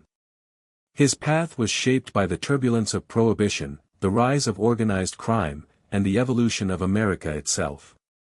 The 1920s and 30s were decades of upheaval, where law and order blurred with corruption, and where men like Siegel and his lifelong partner Meyer Lansky could build empires from bootlegging and gambling. This was not the work of lone wolves, it was the birth of the syndicate, a criminal machine that operated like a corporation. Siegel thrived in this environment because he was both ruthless enough to enforce order and visionary enough to see beyond the moment. As this story unfolds, you will drift through the stages of Siegel's life like chapters in a novel. His boyhood in Brooklyn, his bloody initiation into crime, his rise through the ranks of the underworld. His adventures in Hollywood, where he mingled with stars and moguls while building rackets in the shadows. His audacious gamble in Las Vegas, pouring mob money into a desert project that seemed doomed to fail. And finally, his downfall, betrayal, paranoia, and a violent end that silenced him but immortalized his legend. What makes Siegel's tale especially haunting is the tone of inevitability that runs through it. From the moment he embraced violence as his tool, his fate was written in shadows. He was a man of extremes, extravagant in taste, reckless in ambition, and uncompromising in loyalty. Yet those very qualities that elevated him also ensured his destruction. It is this balance between brilliance and brutality that keeps his name alive, woven into the story of Las Vegas like neon lights in the night sky. So tonight, as you listen to this story unfold, let your imagination drift into smoky rooms where gangsters plotted, onto sunlit boulevards where Hollywood stars laughed, and into the barren desert where Siegel saw glittering towers rising against the sand. This is not just history, it is legend. A legend of a man who built something extraordinary, only to pay for it with his life. His name was Benjamin Bugsy Siegel. He was both the dreamer and the destroyer, the man who gave life to Las Vegas but could not escape the world of blood from which he came. And in the glow of neon lights, his ghost still lingers, whispering a story that refuses to be forgotten. Benjamin Siegel entered the world on February 28, 1906, in the Brownsville neighborhood of Brooklyn, New York, a place that was more survival ground than cradle of dreams. His parents, Max and Jenny Siegel, were Jewish immigrants from Austria-Hungary who, like so many others, had crossed the ocean seeking opportunity. What they found instead was a cramped tenement, overcrowded streets, and endless struggle. For the young boy who would one day be called Bugsy, these early years were filled not with comfort, but with the sights and sounds of hardship, the cries of hungry children, the shouts of vendors hawking goods in broken English, the rumble of trolley cars rattling past soot-stained brick walls. The Siegels had little money and less stability. Max worked as a laborer, taking on whatever odd jobs he could find, but his wages barely kept food on the table. The family lived in a world where poverty pressed on every side, and opportunities for advancement were scarce. For a child with restless energy and sharp eyes like Benjamin, the promise of the American dream seemed distant and hollow. In neighborhoods like Brownsville, the children of immigrants often faced two paths: long hours in sweatshops, carrying burdens of responsibility before their time, or the allure of the streets, where fast money beckoned through crime. Even in his youth, Siegel was never content with meager scraps. Friends and neighbors would later recall his unrelenting energy, his refusal to settle for less, and his willingness to fight for what he wanted. He was fearless in a way that unnerved others. Where most children avoided trouble, young Benjamin seemed drawn to it, treating danger as both a challenge and a thrill. The streets of Brooklyn at that time were a training ground for countless future gangsters. Rival groups of boys organized themselves into makeshift gangs, not just for protection but as a means of survival. They extorted pushcart vendors, stole coal from delivery wagons, and fought turf wars with stones and fists. It was in this crucible that Siegel began shaping his identity, learning the rhythms of intimidation and loyalty, and discovering how violence could carve out respect. By his early teens, Benjamin was already running petty scams. He and other boys would set small fires in neighborhoods, then demand protection money from local shopkeepers to ensure it didn't happen again. It was crude, but it worked. Shopkeepers, desperate to avoid further trouble, paid the boys to leave them in peace. Siegel quickly realized that fear was a powerful currency, and he had a natural gift for collecting it. His temper was infamous even then, explosive, unpredictable, the kind that made even older boys step aside. This volatility would later earn him the nickname Bugsy, a label he despised but could never escape. Despite his temper, Benjamin possessed something that many other street kids lacked: charm. He was good-looking, with sharp features and piercing blue eyes, and he carried himself with confidence. People noticed him, whether they wanted to or not. That combination of charisma and menace became his trademark, allowing him to slip between worlds, the dark alleys of Brownsville and, later, the gilded salons of Hollywood. It was during these restless years that fate introduced Benjamin to a boy who would become his lifelong partner in crime, Meyer Lansky. Lansky, quieter and more calculating, was the perfect foil to Siegel's hot-blooded energy. Where Benjamin was reckless, Meyer was methodical. The two shared a hunger for power and money, and together they began laying the foundation for an empire that would stretch far beyond Brooklyn streets. But in these early days, their friendship was still forming, rooted in shared ambition and the unspoken understanding that they were destined for more than their surroundings allowed. The environment that shaped Siegel was also defined by Prohibition-era tensions, even before the Volstead Act made liquor illegal. By the time Siegel was approaching adulthood, whispers of opportunity filled the streets. Smuggling, gambling, and bootlegging promised riches to those daring enough to seize them. Benjamin's appetite for risk made him a natural candidate for this world, and he wasted no time stepping into it. But before that leap, he honed his skills in small-time rackets, sharpening his instincts and building a reputation as someone who was dangerous to cross. His family, meanwhile, struggled to contain him. His parents wanted him to avoid the life of crime that swallowed so many young men, but Benjamin had little interest in ordinary work. School bored him, authority infuriated him, and poverty disgusted him. The more his parents tried to guide him toward respectability, the more determined he became to carve his own path, even if that path was paved with violence.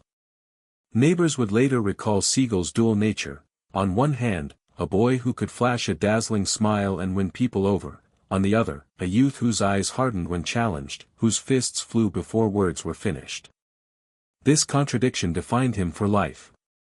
He wasn't just a brute, nor was he just a dreamer, he was both, and in those crowded Brooklyn streets, that made him stand out. By the time he reached his mid-teens, Siegel had outgrown the simple extortion schemes of his childhood. He was now fully committed to a life of crime, seeking out bigger scores and more powerful allies. His ambition, raw and unrefined, was a fire that refused to burn low.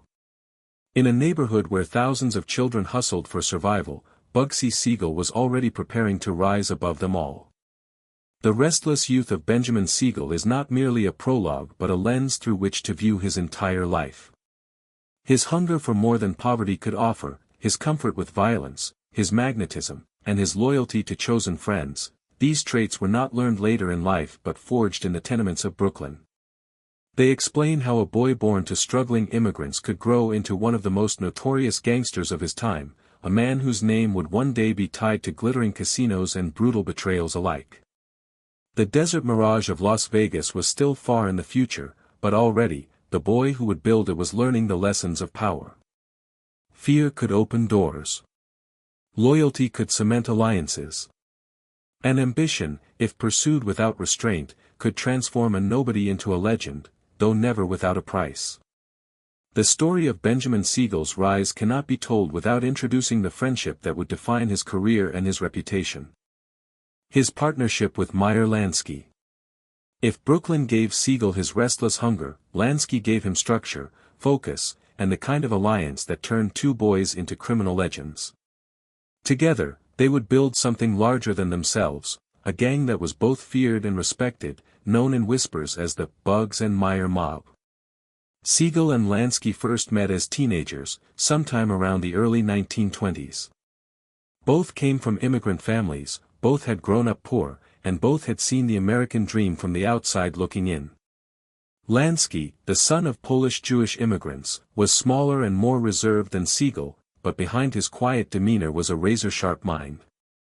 He had a gift for numbers, memory, and strategy, the qualities of a chess player who could think 3 moves ahead. Siegel, by contrast, was fiery and unpredictable.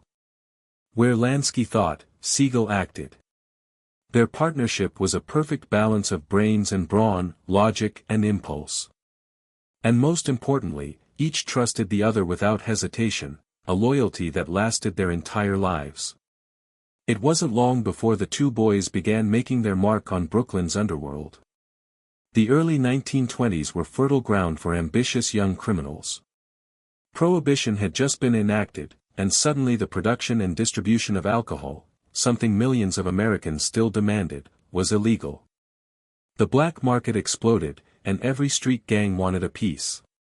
Brooklyn became a battleground of opportunity, where violence was the price of entry and survival depended on cunning as much as ruthlessness. Siegel quickly gained a reputation for his temper. He was fast with his fists, quicker with a gun, and utterly fearless in confrontations. His wild streak earned him the nickname Bugsy, slang of the time for someone who was crazy or off the handle. To many, the name fit perfectly. Siegel's explosions of rage made him unpredictable, and unpredictability bred fear. But Benjamin himself hated the nickname. To him, it implied instability, weakness even. He preferred to be seen not as Bugsy, but as Benjamin, a man of control and authority. Still, once a name sticks in the underworld, it becomes part of the legend. Bugsy Siegel was born, whether he liked it or not. Together with Lansky, Siegel began to form a crew. These weren't just neighborhood toughs, they were young men with ambition and loyalty, handpicked to join a gang that valued discipline as much as violence. The group became known as the Bugs and Meyer Mob, though Lansky disliked the label. They started small, running protection rackets. They offered safety to pushcart vendors and shopkeepers for a fee, and anyone who refused soon found themselves robbed, beaten, or worse. But unlike some of the crude street gangs, the Bugs and Meyer Mob operated with efficiency and a sense of organization that made them stand out. What truly distinguished them, however, was their willingness to take on dangerous work. During Prohibition, the bootlegging business wasn't just about moving liquor, it was about protecting shipments from hijackers, rival gangs, and even corrupt cops looking for a cut. Siegel's crew specialized in providing this kind of muscle. They became known as reliable protectors of shipments, the kind of men you wanted on your side if you were running liquor trucks across hostile territory. Siegel was in his element here, armed, aggressive, and always ready for a fight. Their reputation for violence quickly spread. Siegel, especially, was feared for his quick temper and willingness to kill without hesitation. He carried out murders not just as business, but sometimes to send a message.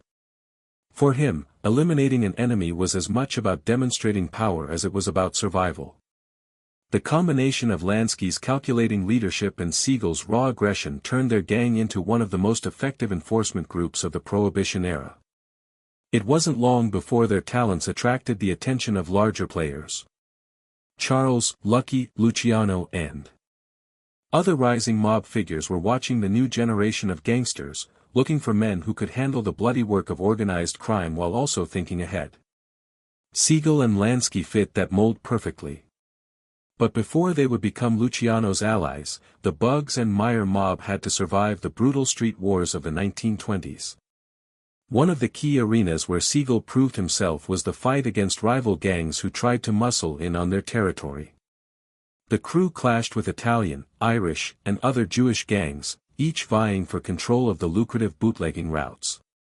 These conflicts were violent and often deadly.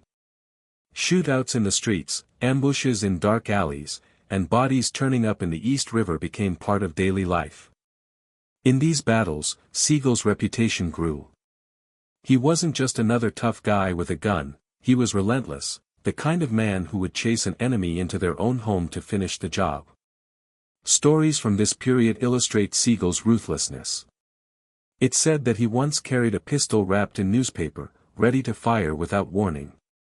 On another occasion, he allegedly drove a car at full speed toward rival gangsters, leaning out the window with a machine gun, firing wildly and laughing. Whether every detail of these stories is fact or myth hardly matters, what mattered was that people believed them. In the underworld, reputation is power, and Siegel's was terrifying. But what kept Siegel from being just another trigger-happy thug was his partnership with Lansky. Meyer ensured that their operations were profitable, organized, and sustainable. He handled the finances, cultivated connections, and planned for the future. Together, they built a gang that was more than just a street crew. It was a training ground for the syndicate that would later dominate American organized crime. The Bugs and Meyer mob also dabbled in contract killings.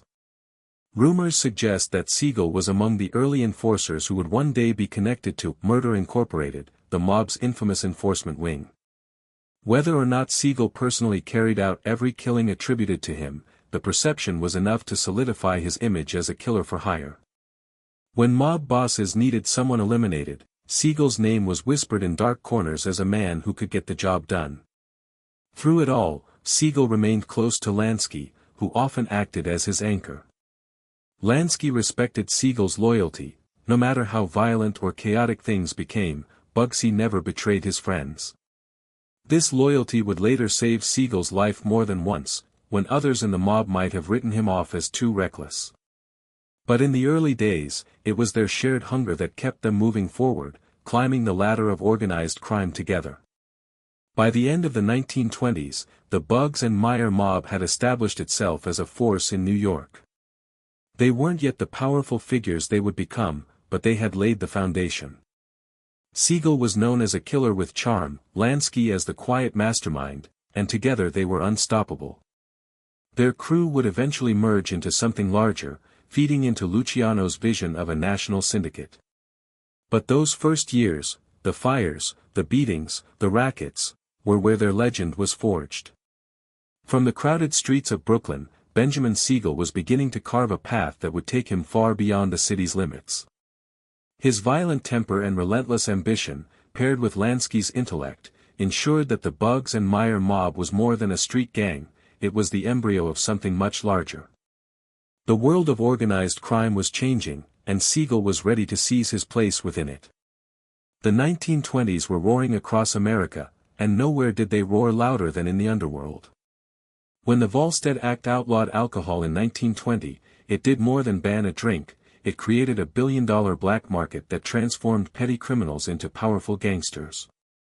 For Benjamin Bugsy Siegel and his partner Meyer Lansky, prohibition was not simply a law to be broken. It was the opportunity of a lifetime, a gold rush where the currency wasn't just liquor but power, money, and control. The Bugs and Meyer mob, once a neighborhood gang, now became a critical player in the violent bootlegging wars that defined the era. The mechanics of bootlegging were as dangerous as they were profitable.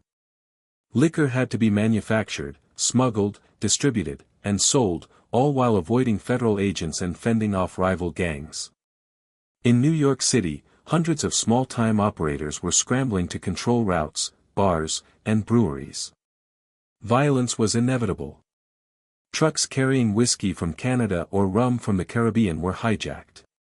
Speakeasies, hidden bars tucked behind false walls and basements, paid for protection from whichever gang had the muscle to enforce it. And when disputes couldn't be solved with words, they were solved with bullets. Siegel thrived in this world. His reputation for violence made him a natural enforcer.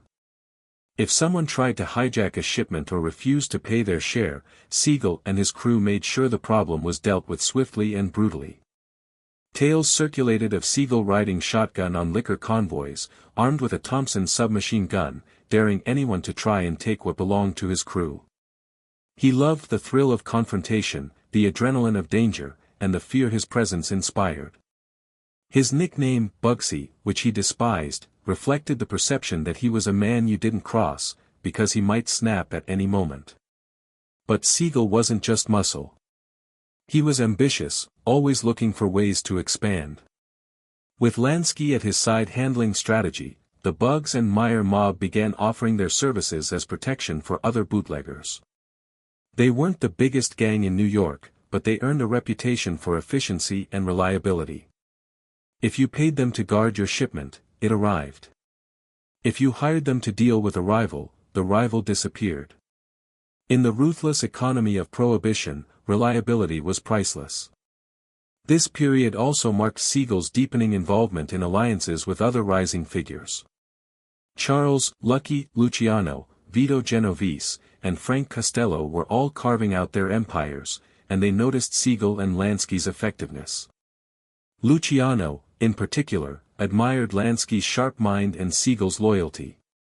These connections would later form the backbone of the National Crime Syndicate, but in the 1920s, they were still being tested in the fires of Prohibition. The bootlegging trade was not glamorous. Yes, there were profits, and yes, there were speakeasies filled with jazz, flappers, and endless bottles of gin, but behind that glamour was constant violence. Each shipment moved across the city was a gamble. Federal agents raided warehouses. Rival gangs set ambushes on dark streets. Informants betrayed secrets. Every night was a risk, and every success came with blood. Siegel embraced this reality. To him, danger was not something to avoid, it was something to dominate. In one infamous clash, Siegel's crew reportedly intercepted a rival gang that had been hijacking shipments from Lansky's network. The confrontation turned into a shootout in the streets, the kind of violence that newspapers sensationalized as proof that the city was being overrun by gangsters. While the papers often exaggerated, there was truth in the chaos. New York during Prohibition was a battlefield, and Siegel was one of its most dangerous soldiers. The violence was not random, however. Lansky ensured their crew operated with a kind of discipline unusual for the time. The Bugs and Meyer mob didn't waste bullets or bodies, every hit was calculated, every move designed to strengthen their position. It was Lansky's methodical mind paired with Siegel's fearless execution that made their operations effective. Where other gangs rose and fell quickly, undone by recklessness, Siegel and Lansky grew stronger. At the same time, Siegel cultivated an image that set him apart. Unlike many street enforcers, he had charisma. He dressed sharply, carried himself with confidence, and exuded charm when he wanted to. Women were drawn to him, men wanted his approval, and even his enemies grudgingly respected his presence. He could sit in a smoky backroom one night, planning a hit with fellow gangsters, and then appear the next evening in a speakeasy, laughing with showgirls and drinking champagne. This duality, the killer and the charmer, made him unpredictable, and unpredictability was power. As Prohibition deepened, Siegel and Lansky expanded beyond simple bootlegging. They moved into gambling dens, loan sharking, and extortion, diversifying their rackets like seasoned businessmen. The underworld was evolving, becoming more organized, more corporate, and Siegel was part of that transformation. He wasn't just chasing quick money anymore, he was laying the groundwork for a larger empire. Yet the constant violence took its toll. Friends and rivals alike were gunned down with alarming regularity. The life expectancy of a bootlegger was short, and Siegel knew it.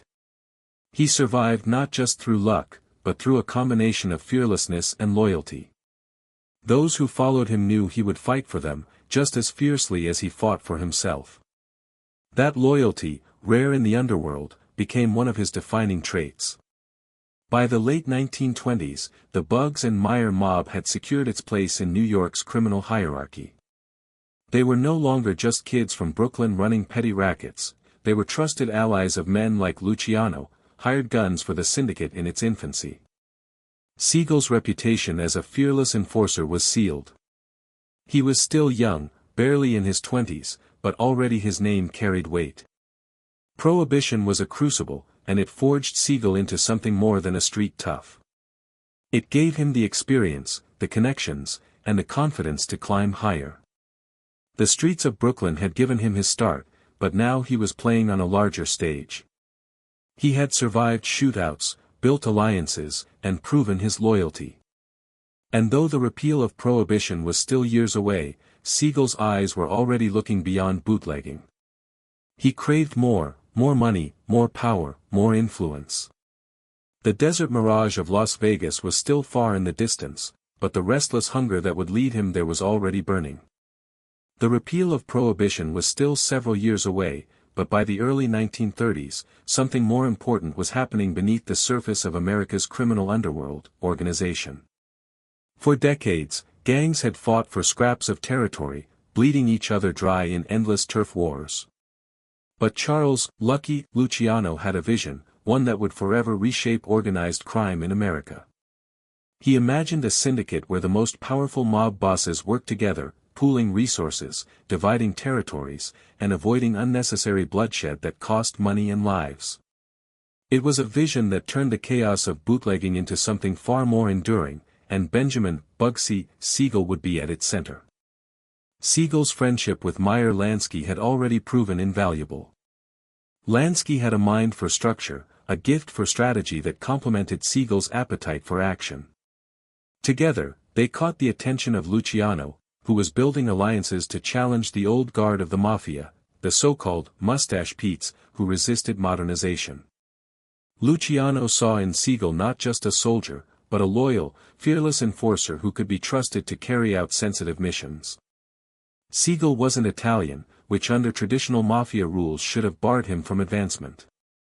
But Luciano and Lansky weren't interested in old rules. They were creating something new, something broader, a national crime syndicate where ethnicity mattered less than loyalty and results. The turning point came with the Castellamarese War, a brutal conflict between Joe Masuria and Salvatore Maranzano for control of the New York Mafia. Siegel and Lansky, aligned with Luciano, played critical supporting roles during this bloody struggle. As the war dragged on, Luciano made the bold decision to betray both bosses in turn, first orchestrating the murder of Masuria and later eliminating Maranzano. These daring moves ended the war and left Luciano as the undisputed architect of a new system. The formation of what would later be called the Commission brought order to the underworld. Each major mafia family had a seat, disputes were settled diplomatically, and business could thrive without constant bloodshed. Siegel thrived under this new order. Where once he had been a street-level enforcer, now he was trusted to carry out delicate assignments for Luciano himself. When a problem needed a swift, decisive solution, Siegel's name was often the one whispered in backrooms. Alongside Lansky, he became part of a special enforcement arm of the syndicate, a crew that would later be known, infamously, as Murder Incorporated. These were the men called upon to enforce discipline across the country, ensuring that no one dared to betray the syndicate's code. The scope of their work was staggering. Luciano and Lansky were building a criminal corporation that stretched far beyond New York.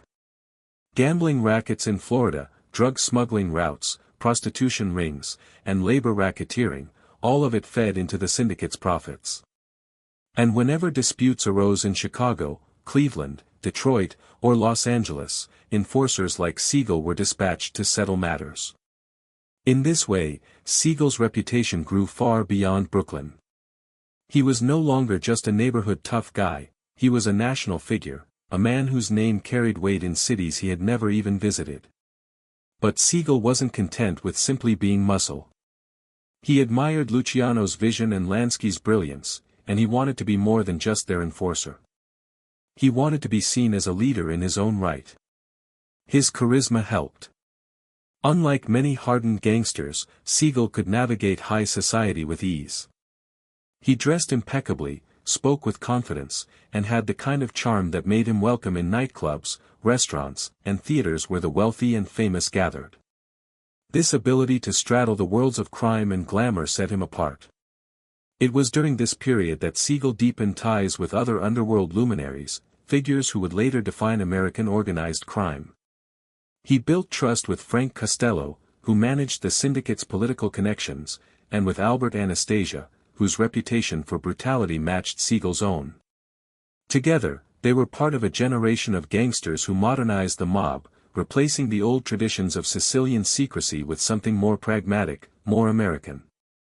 At the same time, Siegel's circle extended beyond the world of crime.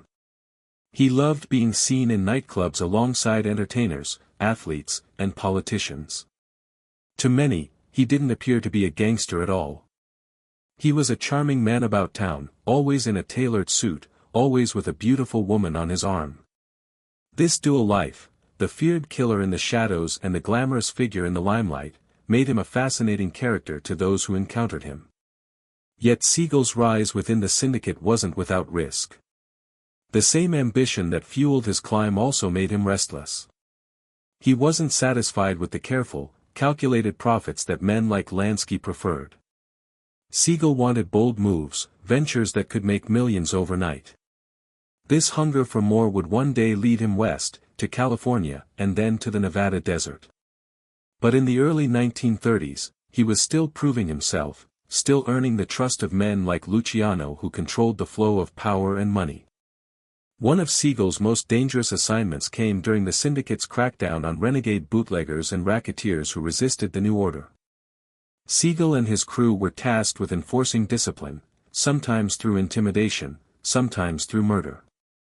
These were not random killings but strategic eliminations designed to prevent chaos. If a gangster refused to pay tribute, if a rival attempted to muscle in on syndicate territory, the punishment was swift. Siegel carried out these orders with cold efficiency, further cementing his reputation as a man who could be trusted to handle the dirtiest work without hesitation. By the mid-1930s, Bugsy Siegel was firmly entrenched within the highest ranks of organized crime. He had outgrown his Brooklyn roots, proving himself on the national stage. To the men who ran the syndicate, he was invaluable, fearless, loyal, and effective. To the outside world, he was a mysterious figure, a man who seemed to move effortlessly between the shadows of the underworld and the glow of nightclubs filled with celebrities. And yet, beneath the surface, his restless ambition still simmered. Siegel wasn't satisfied with enforcing the dreams of others. He wanted his own empire, his own legacy. The syndicate had given him power and status, but Siegel wanted something more, a vision that would carry him far from the crowded streets of New York to the wide-open spaces of the American West. What lay ahead would be his boldest move yet, and also his most dangerous. By the mid-1930s, Bugsy Siegel had grown restless in New York. The syndicate was thriving, money was flowing, and he had proven himself as a loyal enforcer and trusted ally of Lucky Luciano and Meyer Lansky. Yet Siegel was never content simply to be one cog in the vast machine of organized crime. He wanted space to build something of his own, to carve out a personal empire that would reflect both his ambition and his flair for the dramatic.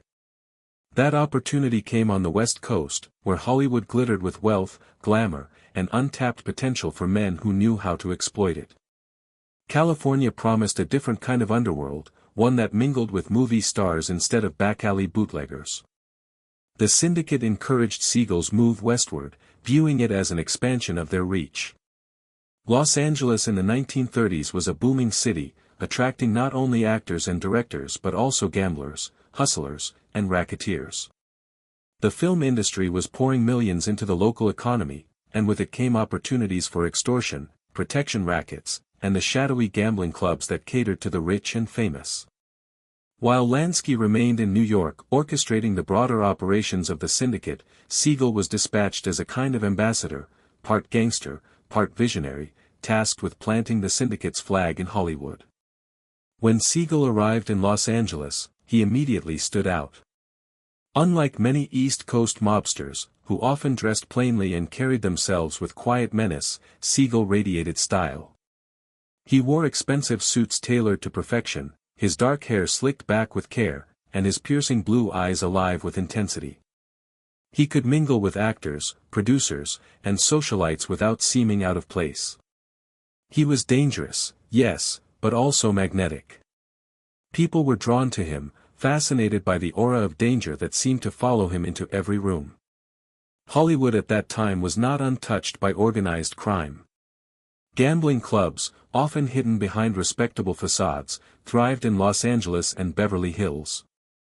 These establishments were frequented by stars who wanted excitement away from the cameras: Clark Gable, Jean Harlow, George Raft, and countless others. Siegel quickly took control of several of these operations, using his muscle to ensure the syndicate got its cut. His charm opened doors that might have been closed to a typical gangster. While many mobsters lurked in the shadows, Siegel walked confidently into the spotlight, becoming part of Hollywood's social fabric. His friendship with actor George Raft became especially significant. Raft, himself a native New Yorker with ties to the underworld, introduced Siegel to a glittering circle of actors, directors, and producers. Through Raft, Siegel gained access to parties where champagne flowed, orchestras played, and stars danced until dawn. These gatherings weren't just social distractions, they were opportunities to build influence. Siegel could sit at a table with a studio executive one moment and a fellow gangster the next, bridging two worlds that rarely touched. Yet Siegel's presence in Los Angeles was not all glamour. He brought with him the same ruthless efficiency that had made him feared in New York. The West Coast underworld was fragmented, with various small-time operators vying for control of gambling, bookmaking, and narcotics. Siegel wasted little time in asserting dominance. Rivals were pressured, intimidated, or eliminated, often in ways that sent clear messages without drawing too much police attention. Those who resisted him soon learned that behind Siegel's charm was a capacity for sudden, lethal violence. Still, Siegel preferred persuasion when possible. He understood that Hollywood was different from Brooklyn. Violence had to be carefully managed, too much bloodshed risked attracting the wrong kind of attention from both law enforcement and the powerful studios who preferred to keep scandals quiet. So Siegel blended intimidation with charm, often convincing rivals to join his operations rather than fighting against them. This approach expanded his control while allowing him to maintain the image of a glamorous socialite rather than a brutish gangster. The women of Hollywood were also captivated by Siegel. His good looks, confidence, and reputation for danger made him irresistible to many actresses and socialites. Rumors swirled about his affairs, whispered in studio backlots and smoky nightclubs. He had the allure of a leading man combined with the menace of a gangster, and for many, that combination was intoxicating. But Siegel was not simply indulging in affairs, his relationships often served strategic purposes, providing him with connections, influence, and access to circles of wealth that few mobsters could dream of entering. Law enforcement in Los Angeles was aware of Siegel's arrival, but Hollywood's culture of secrecy worked in his favor. The studios had a vested interest in protecting their stars from scandal, and Siegel's ties to celebrities gave him a kind of shield. When his name came up in investigations, it was often brushed aside or quietly handled. His charm worked on politicians and police chiefs as effectively as it did on actors and actresses. But beneath the glitter of Hollywood, Siegel's darker activities continued. He was heavily involved in narcotics trafficking, smuggling heroin from overseas routes that connected Europe to Mexico and into California.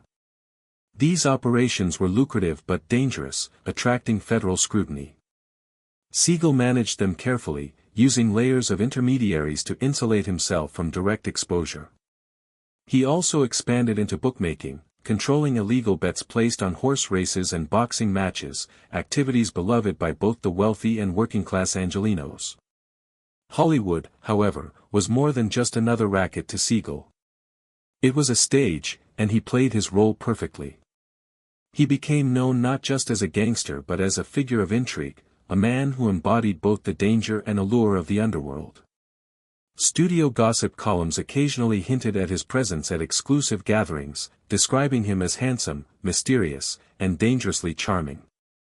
Rarely did these accounts mention his criminal reputation directly. To the public, he was a dashing figure on the fringes of Hollywood glamour.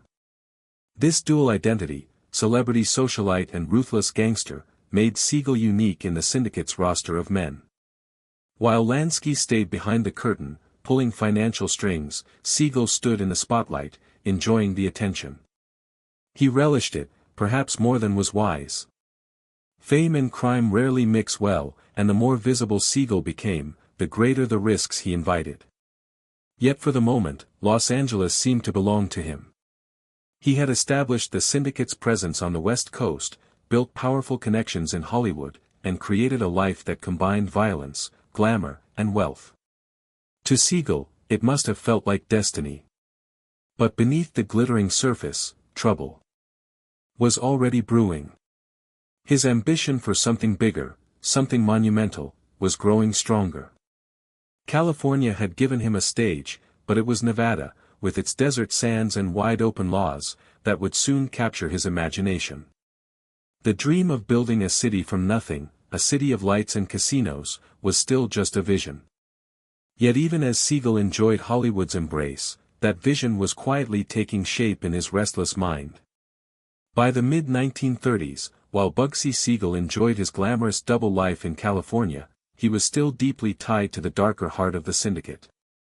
Behind the glitter of Hollywood parties and the charm that made him a darling among stars, Siegel was part of one of the most feared organizations in American criminal history, Murder Incorporated. This shadowy enforcement wing was the syndicate's deadliest instrument, a machine built to ensure obedience, eliminate rivals, and maintain order in a world where betrayal could never be tolerated. For Siegel, who thrived on both violence and loyalty, this was a role he embraced with chilling efficiency. The story of Murder Incorporated begins with the syndicate's vision of order. Luciano and Lansky had successfully established a national network of organized crime, but such a system only worked if discipline was absolute. There could be no loose ends, no freelancing, no betrayals.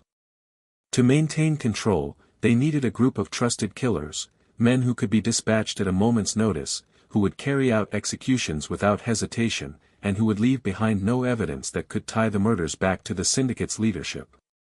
Murder Incorporated was born out of this need, operating quietly but effectively as the syndicate's enforcement arm.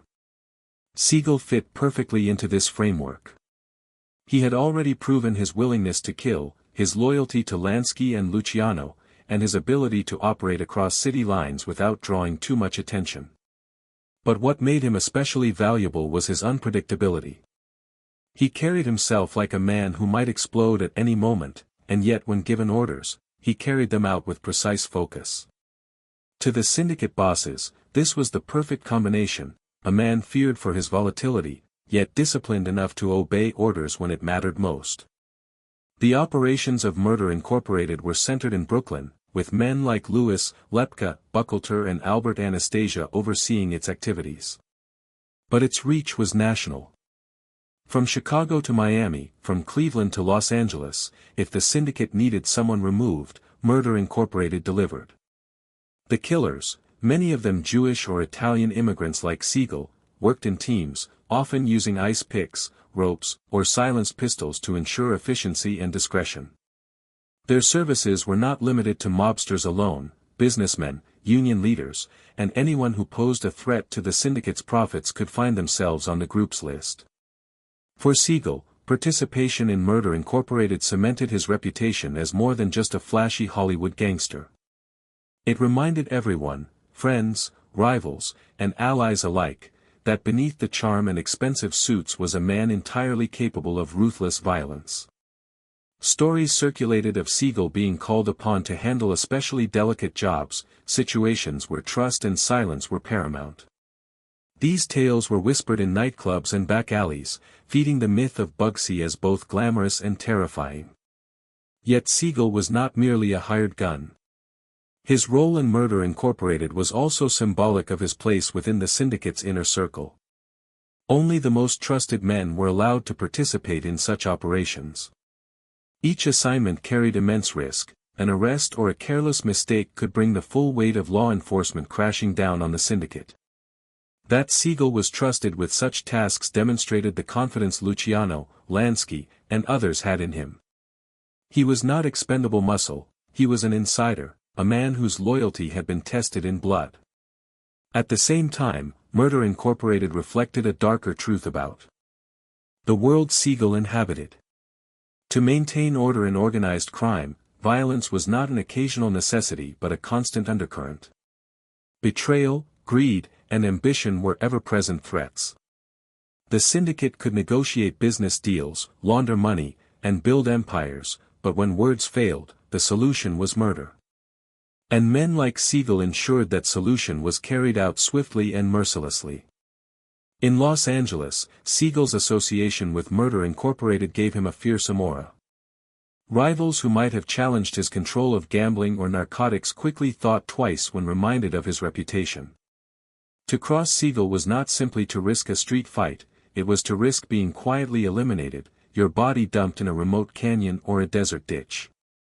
Hollywood stars may have seen him as a charming socialite, but in the underworld, his name was synonymous with danger. Still, Siegel's involvement in Murder Incorporated was not without complications. As law enforcement began to take greater notice of organized crime, particularly after high-profile murders, investigations into the syndicate's activities grew more aggressive.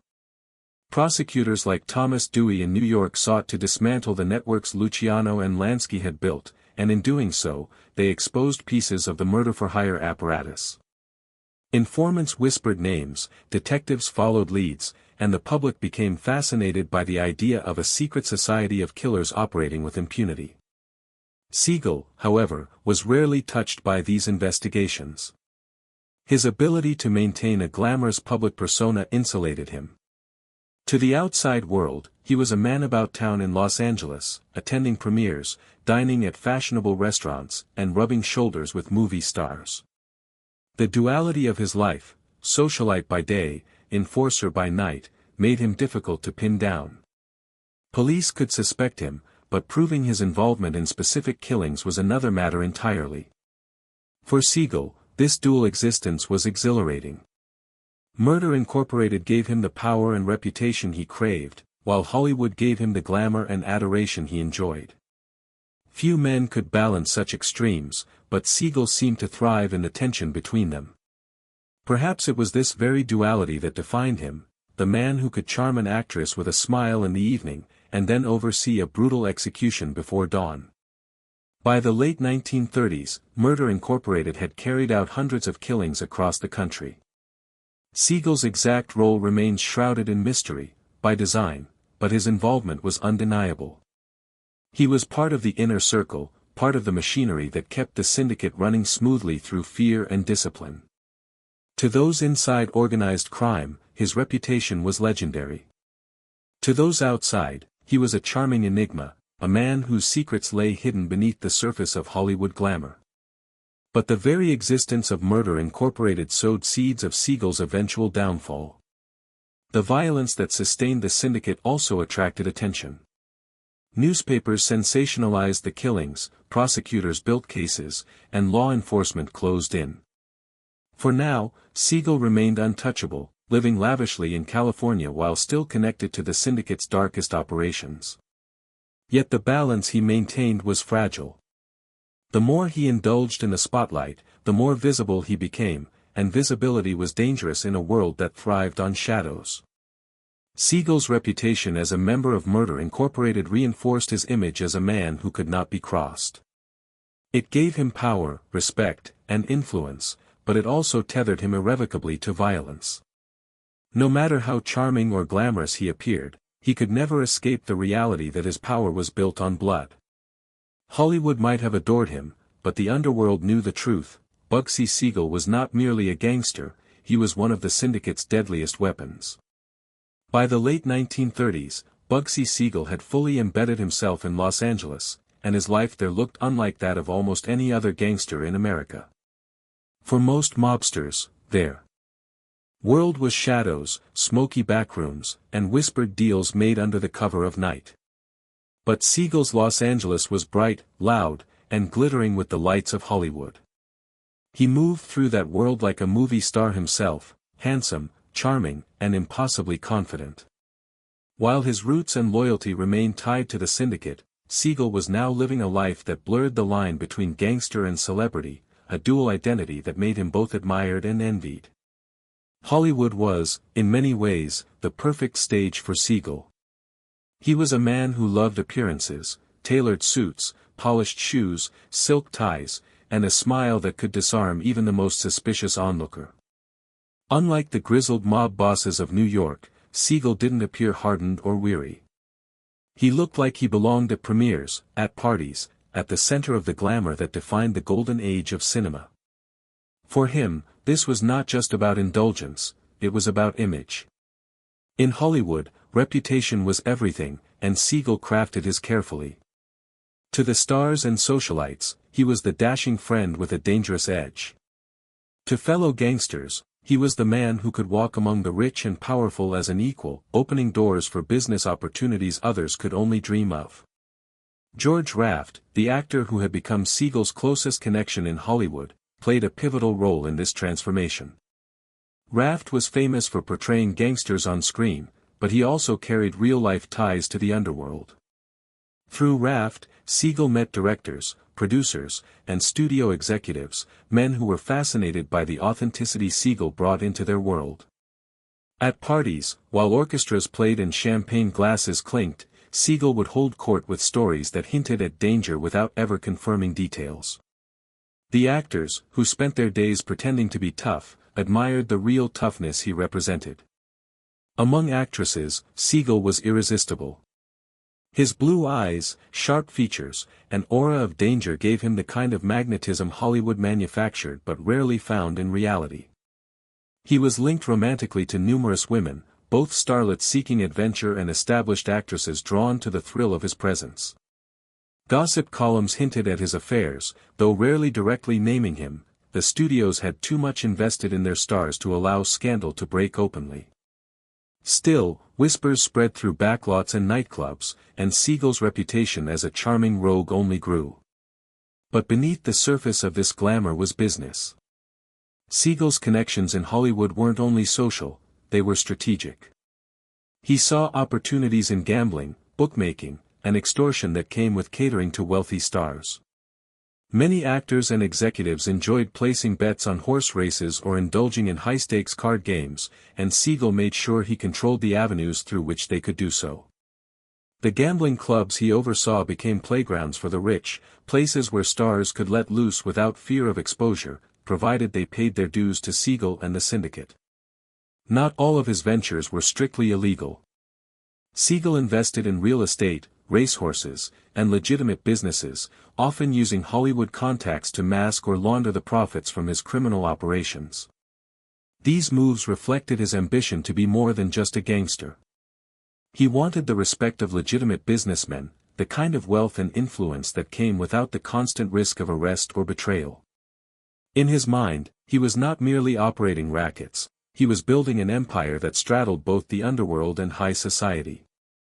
Still, Siegel could not entirely escape the darker side of his world. Rivals in Los Angeles occasionally challenged his authority, testing whether the glamorous gangster was as dangerous as his reputation suggested. Each time, Siegel responded decisively. Violence in Los Angeles was quieter than in New York, bodies might turn up in remote canyons, or disappear altogether, but the message was clear. Siegel was not to be trifled with. Behind the smiles and tuxedos was still the man who had earned his reputation with a Thompson submachine gun. Law enforcement, meanwhile, kept a wary eye on him. The LAPD, already entangled in corruption and politics, found itself caught between pressure to rein in organized crime and the influence of Hollywood's elite, who often shielded Siegel indirectly. His name surfaced in investigations, particularly regarding gambling and narcotics, but nothing ever stuck. Siegel had an uncanny ability to avoid convictions, often through charm, intimidation, or the strategic application of bribes. Just as John Gotti would later be dubbed the Teflon Don, Siegel too seemed untouchable in these years. His dual life fascinated the press. While they could not openly label him a gangster without risking lawsuits or studio pressure, they hinted at his dangerous aura in profiles and gossip pieces. Some writers described him as a mysterious figure in Hollywood's nightlife, a man whose origins were unclear but whose charisma was undeniable. For the public, this only added to his myth. He became a figure of intrigue, part of Hollywood's own mythology, half real, half legend. Among his syndicate associates, Siegel's Hollywood success was a point of both admiration and concern. On one hand, he was opening lucrative new markets, establishing the syndicate's influence in a city overflowing with wealth. On the other, his visibility worried men like Lansky, who preferred to operate quietly. The more Siegel appeared in society pages, the greater the risk that law enforcement or ambitious prosecutors would target him. For Lansky, discretion was survival; for Siegel, fame was fuel. This tension would eventually drive a wedge between them, but for now, Siegel seemed unstoppable. Yet, as glamorous as his Hollywood years were, they also revealed something deeper about Siegel's character. he was not satisfied with small victories. Controlling gambling clubs and basking in celebrity circles wasn't enough. He craved something monumental, something that would outlast him. Hollywood gave him the taste of legitimacy and grandeur, but it also sharpened his hunger for a legacy. Where other mobsters were content to count their profits and avoid attention, Siegel wanted to be remembered. This ambition was already pulling his gaze eastward, toward the desert. The wide, open spaces of Nevada, with its lenient gambling laws and vast emptiness, presented possibilities unlike anything Los Angeles could offer. The vision of a city of lights, casinos, and luxury hotels shimmered in his imagination. But before he could chase that dream, Siegel had to solidify his standing, both in Hollywood and within the syndicate. His reputation as the glamorous gangster was secure, but reputation alone would not be enough to support the kind of empire he envisioned. In Hollywood, Siegel had proven he could command both fear and admiration. He had built bridges between the underworld and the world of stars, blending crime with celebrity in a way that few men could. But in doing so, he had also made himself more visible, more vulnerable, and more ambitious. The glamorous parties and whispered scandals were only the beginning. What Siegel wanted was not just to live among the stars of Hollywood, but to create something greater, a monument to his ambition that would shine brighter than any movie marquee. By the mid-1940s, Bugsy Siegel's time in Hollywood had given him influence, wealth, and fame, but it had not given him the permanence he craved. He was a man who had always wanted more respect, more legitimacy, and more of a mark on history than most gangsters ever dreamed of. In the smoky clubs of Los Angeles and the lavish parties in Beverly Hills mansions, Siegel began talking about an idea that sounded outrageous to many, transforming the barren desert of Nevada into the world's gambling capital. What others dismissed as fantasy, Siegel saw as destiny. At first glance, Nevada seemed an unlikely stage for such ambition. It was hot, dry, and largely empty. A desert with little more than dusty towns and scattered communities. But Nevada had one crucial advantage: gambling was legal there. Unlike California or New York, where mobsters had to operate their casinos in the shadows, Nevada offered the chance to build a gambling empire out in the open. It was a frontier waiting to be claimed, and Siegel's imagination immediately seized on the possibilities. He envisioned palatial hotels rising out of the sand, dazzling neon lights cutting through the night, and gamblers from across the nation flocking to experience a kind of luxury that didn't exist anywhere else in America. The idea of building a city in the desert was not entirely new. Small casinos and roadside establishments already dotted the landscape of Nevada, particularly in Reno and Las Vegas, but they were crude operations, dusty rooms with slot machines, card tables, and little in the way of glamour. To Siegel, this was wasted potential. Why settle for dingy gambling halls when you could create something that rivaled the grand hotels of Monte Carlo? He saw Las Vegas not as it was, but as it could be, a playground for the rich, an oasis of entertainment where mobsters, movie stars, and millionaires could mingle without pretense. The spark for what would become his most famous project, the Flamingo Hotel, came during one of his trips to Nevada. Originally, the project had been conceived by a man named Billy Wilkerson, the publisher of The Hollywood Reporter. Wilkerson had bought land on the Las Vegas Strip and started laying plans for a luxury casino and hotel unlike anything the desert had ever seen. But like many visionaries, Wilkerson ran into financial trouble. He could not raise the funds needed to complete the project, and word spread that he was vulnerable. This was when Siegel stepped in. With his syndicate connections and his persuasive charm, he convinced his partners that he could take over Wilkerson's dream and make it into something truly spectacular. To the syndicate, the idea was risky but intriguing. Gambling had always been one of organized crime's most profitable ventures, but operating openly under the protection of state law was unprecedented. Siegel sold the plan with his trademark charisma, painting vivid pictures of the millions that would flow in once wealthy gamblers had a proper place to play. He pitched the project not as a casino but as a resort, complete with luxury rooms, fine dining, entertainment, and high-end service. It would be the kind of place where celebrities could vacation, where business moguls could gamble without fear of police raids, and where organized crime could rake in profits while wearing the mask of legitimacy. The syndicate backed him, though not without hesitation. Men like Meyer Lansky, who had always been careful with money, worried about Siegel's spending habits and his tendency to chase big dreams without focusing on details. But Siegel was persuasive. He insisted that this would not just be profitable but transformative, that the Flamingo would change gambling forever and put the syndicate on a new level of power. Eventually, Lansky and others agreed to finance the project, pouring millions into the desert venture.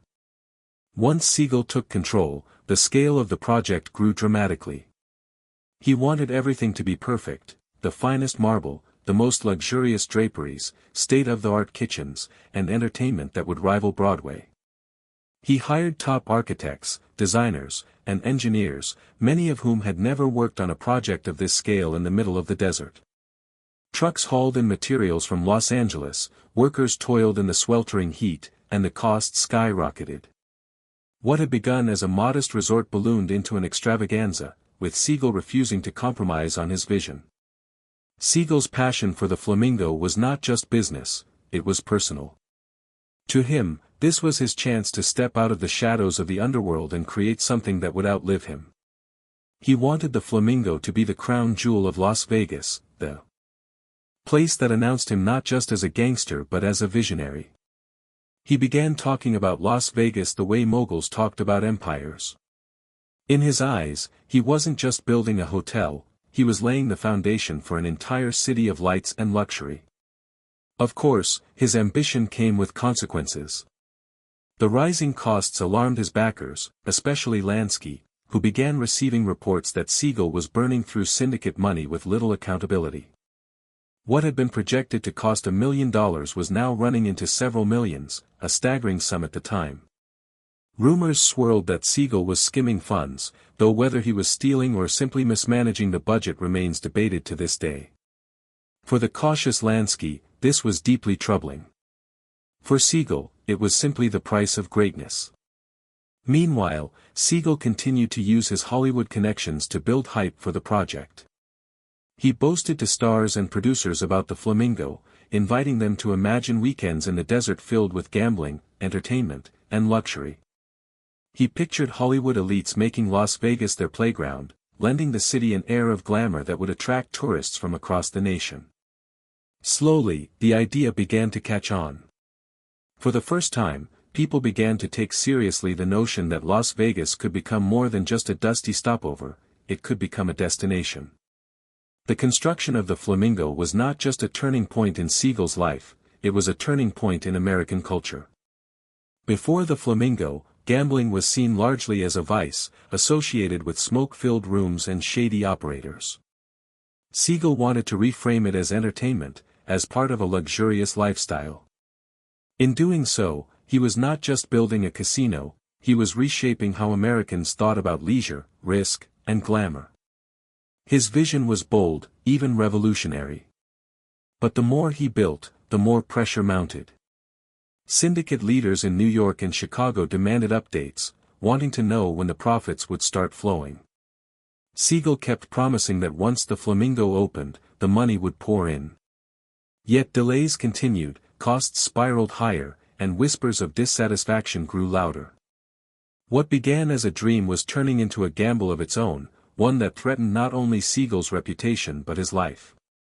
And yet, despite all the challenges, Siegel remained unwavering in his belief. To him, the Flamingo was not just a business venture, it was a monument to his ambition, his identity, and his desire to leave behind something that mattered. As the desert sun beat down on the half-finished resort, Siegel believed he was on the verge of greatness. The Flamingo would open, the crowds would come, and his name would be remembered not just in the annals of crime, but in the history of American culture. The winter of 1946 was supposed to mark Bugsy Siegel's triumph. After years of planning, endless delays, and millions of dollars poured into the desert sands, the Flamingo Hotel was ready, or at least Siegel believed it was ready. He had imagined this night for months, a grand opening that would dazzle the world, prove his doubters wrong, and establish Las Vegas as the new capital of luxury and gambling. In his mind, it would be the crowning achievement of his life, the thing that finally allowed him to step out of the shadows of organized crime and be seen as a visionary entrepreneur. But the reality that unfolded was far different, and it set the stage for his downfall. The Flamingo's opening was carefully orchestrated by Siegel himself. He spared no expense in planning the event, sending invitations to Hollywood's elite, studio executives, and syndicate partners. Stars like George Raft, Clark Gable, and Lana Turner were expected to attend. Siegel wanted the night to feel like a Hollywood premiere, with glitz, glamour, and the sparkle of a new era dawning in the Nevada desert. Neon lights bathed the building in a pink glow, giving the Flamingo its distinctive identity. The air buzzed with anticipation, and Siegel, dressed in his finest suit, radiated confidence. But beneath the polished exterior, cracks were already showing. The hotel was not finished. Key facilities were incomplete, rooms were still under construction, and many of the luxuries Siegel had promised were nowhere to be seen. The kitchen was understaffed, the air conditioning unreliable, and the grounds lacked the lush landscaping he had envisioned. Worse, the desert had brought unexpected challenges. Sandstorms disrupted construction, water shortages plagued the site, and logistical delays had pushed costs even higher. What had once been projected at just over $1 million had ballooned to nearly $6 million, a staggering sum for the time. When the opening night arrived, a storm rolled over Las Vegas, dimming the mood before the first guest even walked through the door. Hollywood celebrities who had been invited hesitated to make the trip, partly due to the weather and partly due to whispers about the unfinished state of the hotel. Only a fraction of the star-studded guest list actually appeared. The crowd was smaller than expected, and without the full glamour of Hollywood in attendance, the Flamingo's opening night already felt muted. Inside, things went from bad to worse. Guests complained about their accommodations, some of the rooms were bare or lacked heat, and service was chaotic. The casino floor, which Siegel had hoped would be bustling with wealthy gamblers, saw limited activity. The high rollers who did come were not impressed, and many lost money quickly and left. The entertainment, while polished, could not disguise the sense that the Flamingo was not ready for prime time. Financially, the opening was a disaster. Instead of the windfall Siegel had promised, the Flamingo lost money almost immediately. Reports circulated that the casino had taken in only a fraction of what was expected, while expenses mounted by the hour.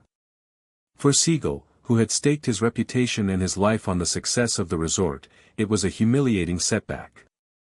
He tried to put on a brave face, mingling with guests and assuring his backers that this was only a minor hiccup, but the disappointment was obvious. The syndicate was not impressed with excuses.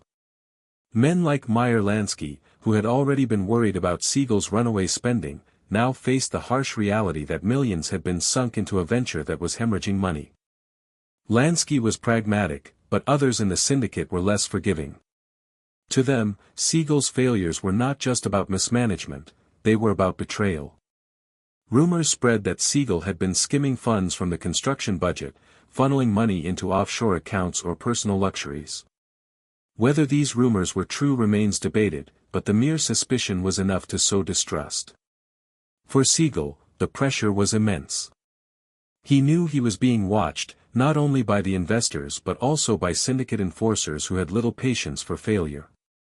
Still, he refused to admit defeat. He shut down the Flamingo after the disastrous opening, promising that he would reopen it once the unfinished work was completed. It was a bold gamble. He bet that with more time and more investment, the Flamingo could still become the success he had envisioned. He told Lansky and the others that the project was too big to fail, that once the bugs were ironed out, the money would flow as he had promised. To Siegel's credit, he was partly right. In March of 1947, just a few months after the disastrous debut, the Flamingo reopened. This time, more of the resort was completed, and the operation ran more smoothly. Slowly but surely, the Flamingo began to attract the crowd Siegel had always imagined. Tourists came from Los Angeles and beyond, curious to see the luxurious new casino in the desert. Gamblers filled the tables, and for the first time, profits began to trickle in. The Flamingo showed signs of becoming the kind of success Siegel had promised. But by then, it may have been too late. The syndicate's patience had worn thin, and the damage to Siegel's reputation was severe. Lansky may have believed in his friend, but others in the organization saw Siegel as reckless, arrogant, and possibly dishonest. The cost overruns, the disastrous launch, and the rumors of theft had eroded trust. Even as the Flamingo finally began to make money, many in the syndicate wondered whether keeping Siegel in charge was worth the risk. The opening of the Flamingo was more than just a business failure, it was a turning point in Siegel's life. For years, he had managed to balance his dual identity as both gangster and visionary. But the Flamingo exposed the contradictions at the heart of his character. His ambition was limitless, but his attention to detail was lacking. He wanted to build something grand, but he often ignored the practical realities of cost, logistics, and timing. In the world of organized crime, where accountability was enforced at the end of a gun, such flaws were unforgivable. Still, Siegel refused to back down.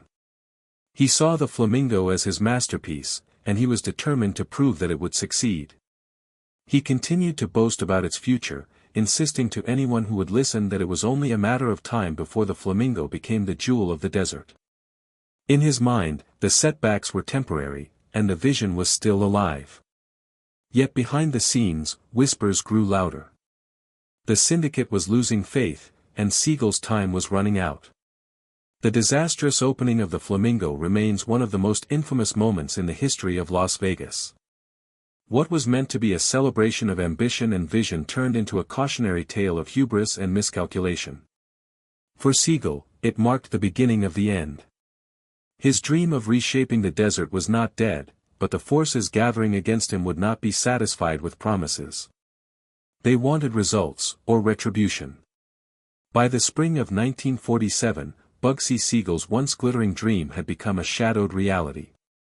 The Flamingo was finally beginning to show signs of life, drawing gamblers and tourists who marveled at its neon glow against the endless desert sky. Profits, modest but steady, were finally flowing. On the surface, Siegel could point to progress, claiming vindication for his bold vision. Yet beneath this fragile success, the foundations of trust had already crumbled. Within the syndicate, suspicion ran deep, and whispers of betrayal followed Siegel like a ghost he could not shake. The syndicate's leaders were not men who tolerated uncertainty. They were investors, yes, but they were also killers, hardened by decades of crime and betrayal. In their world, money was trust, and Siegel's handling of the Flamingo project had raised too many questions. Millions of dollars had disappeared into the sands of Nevada, and nobody could say for certain where it had gone. Had the money truly been swallowed by construction overruns, overpriced materials, and Siegel's relentless demand for perfection?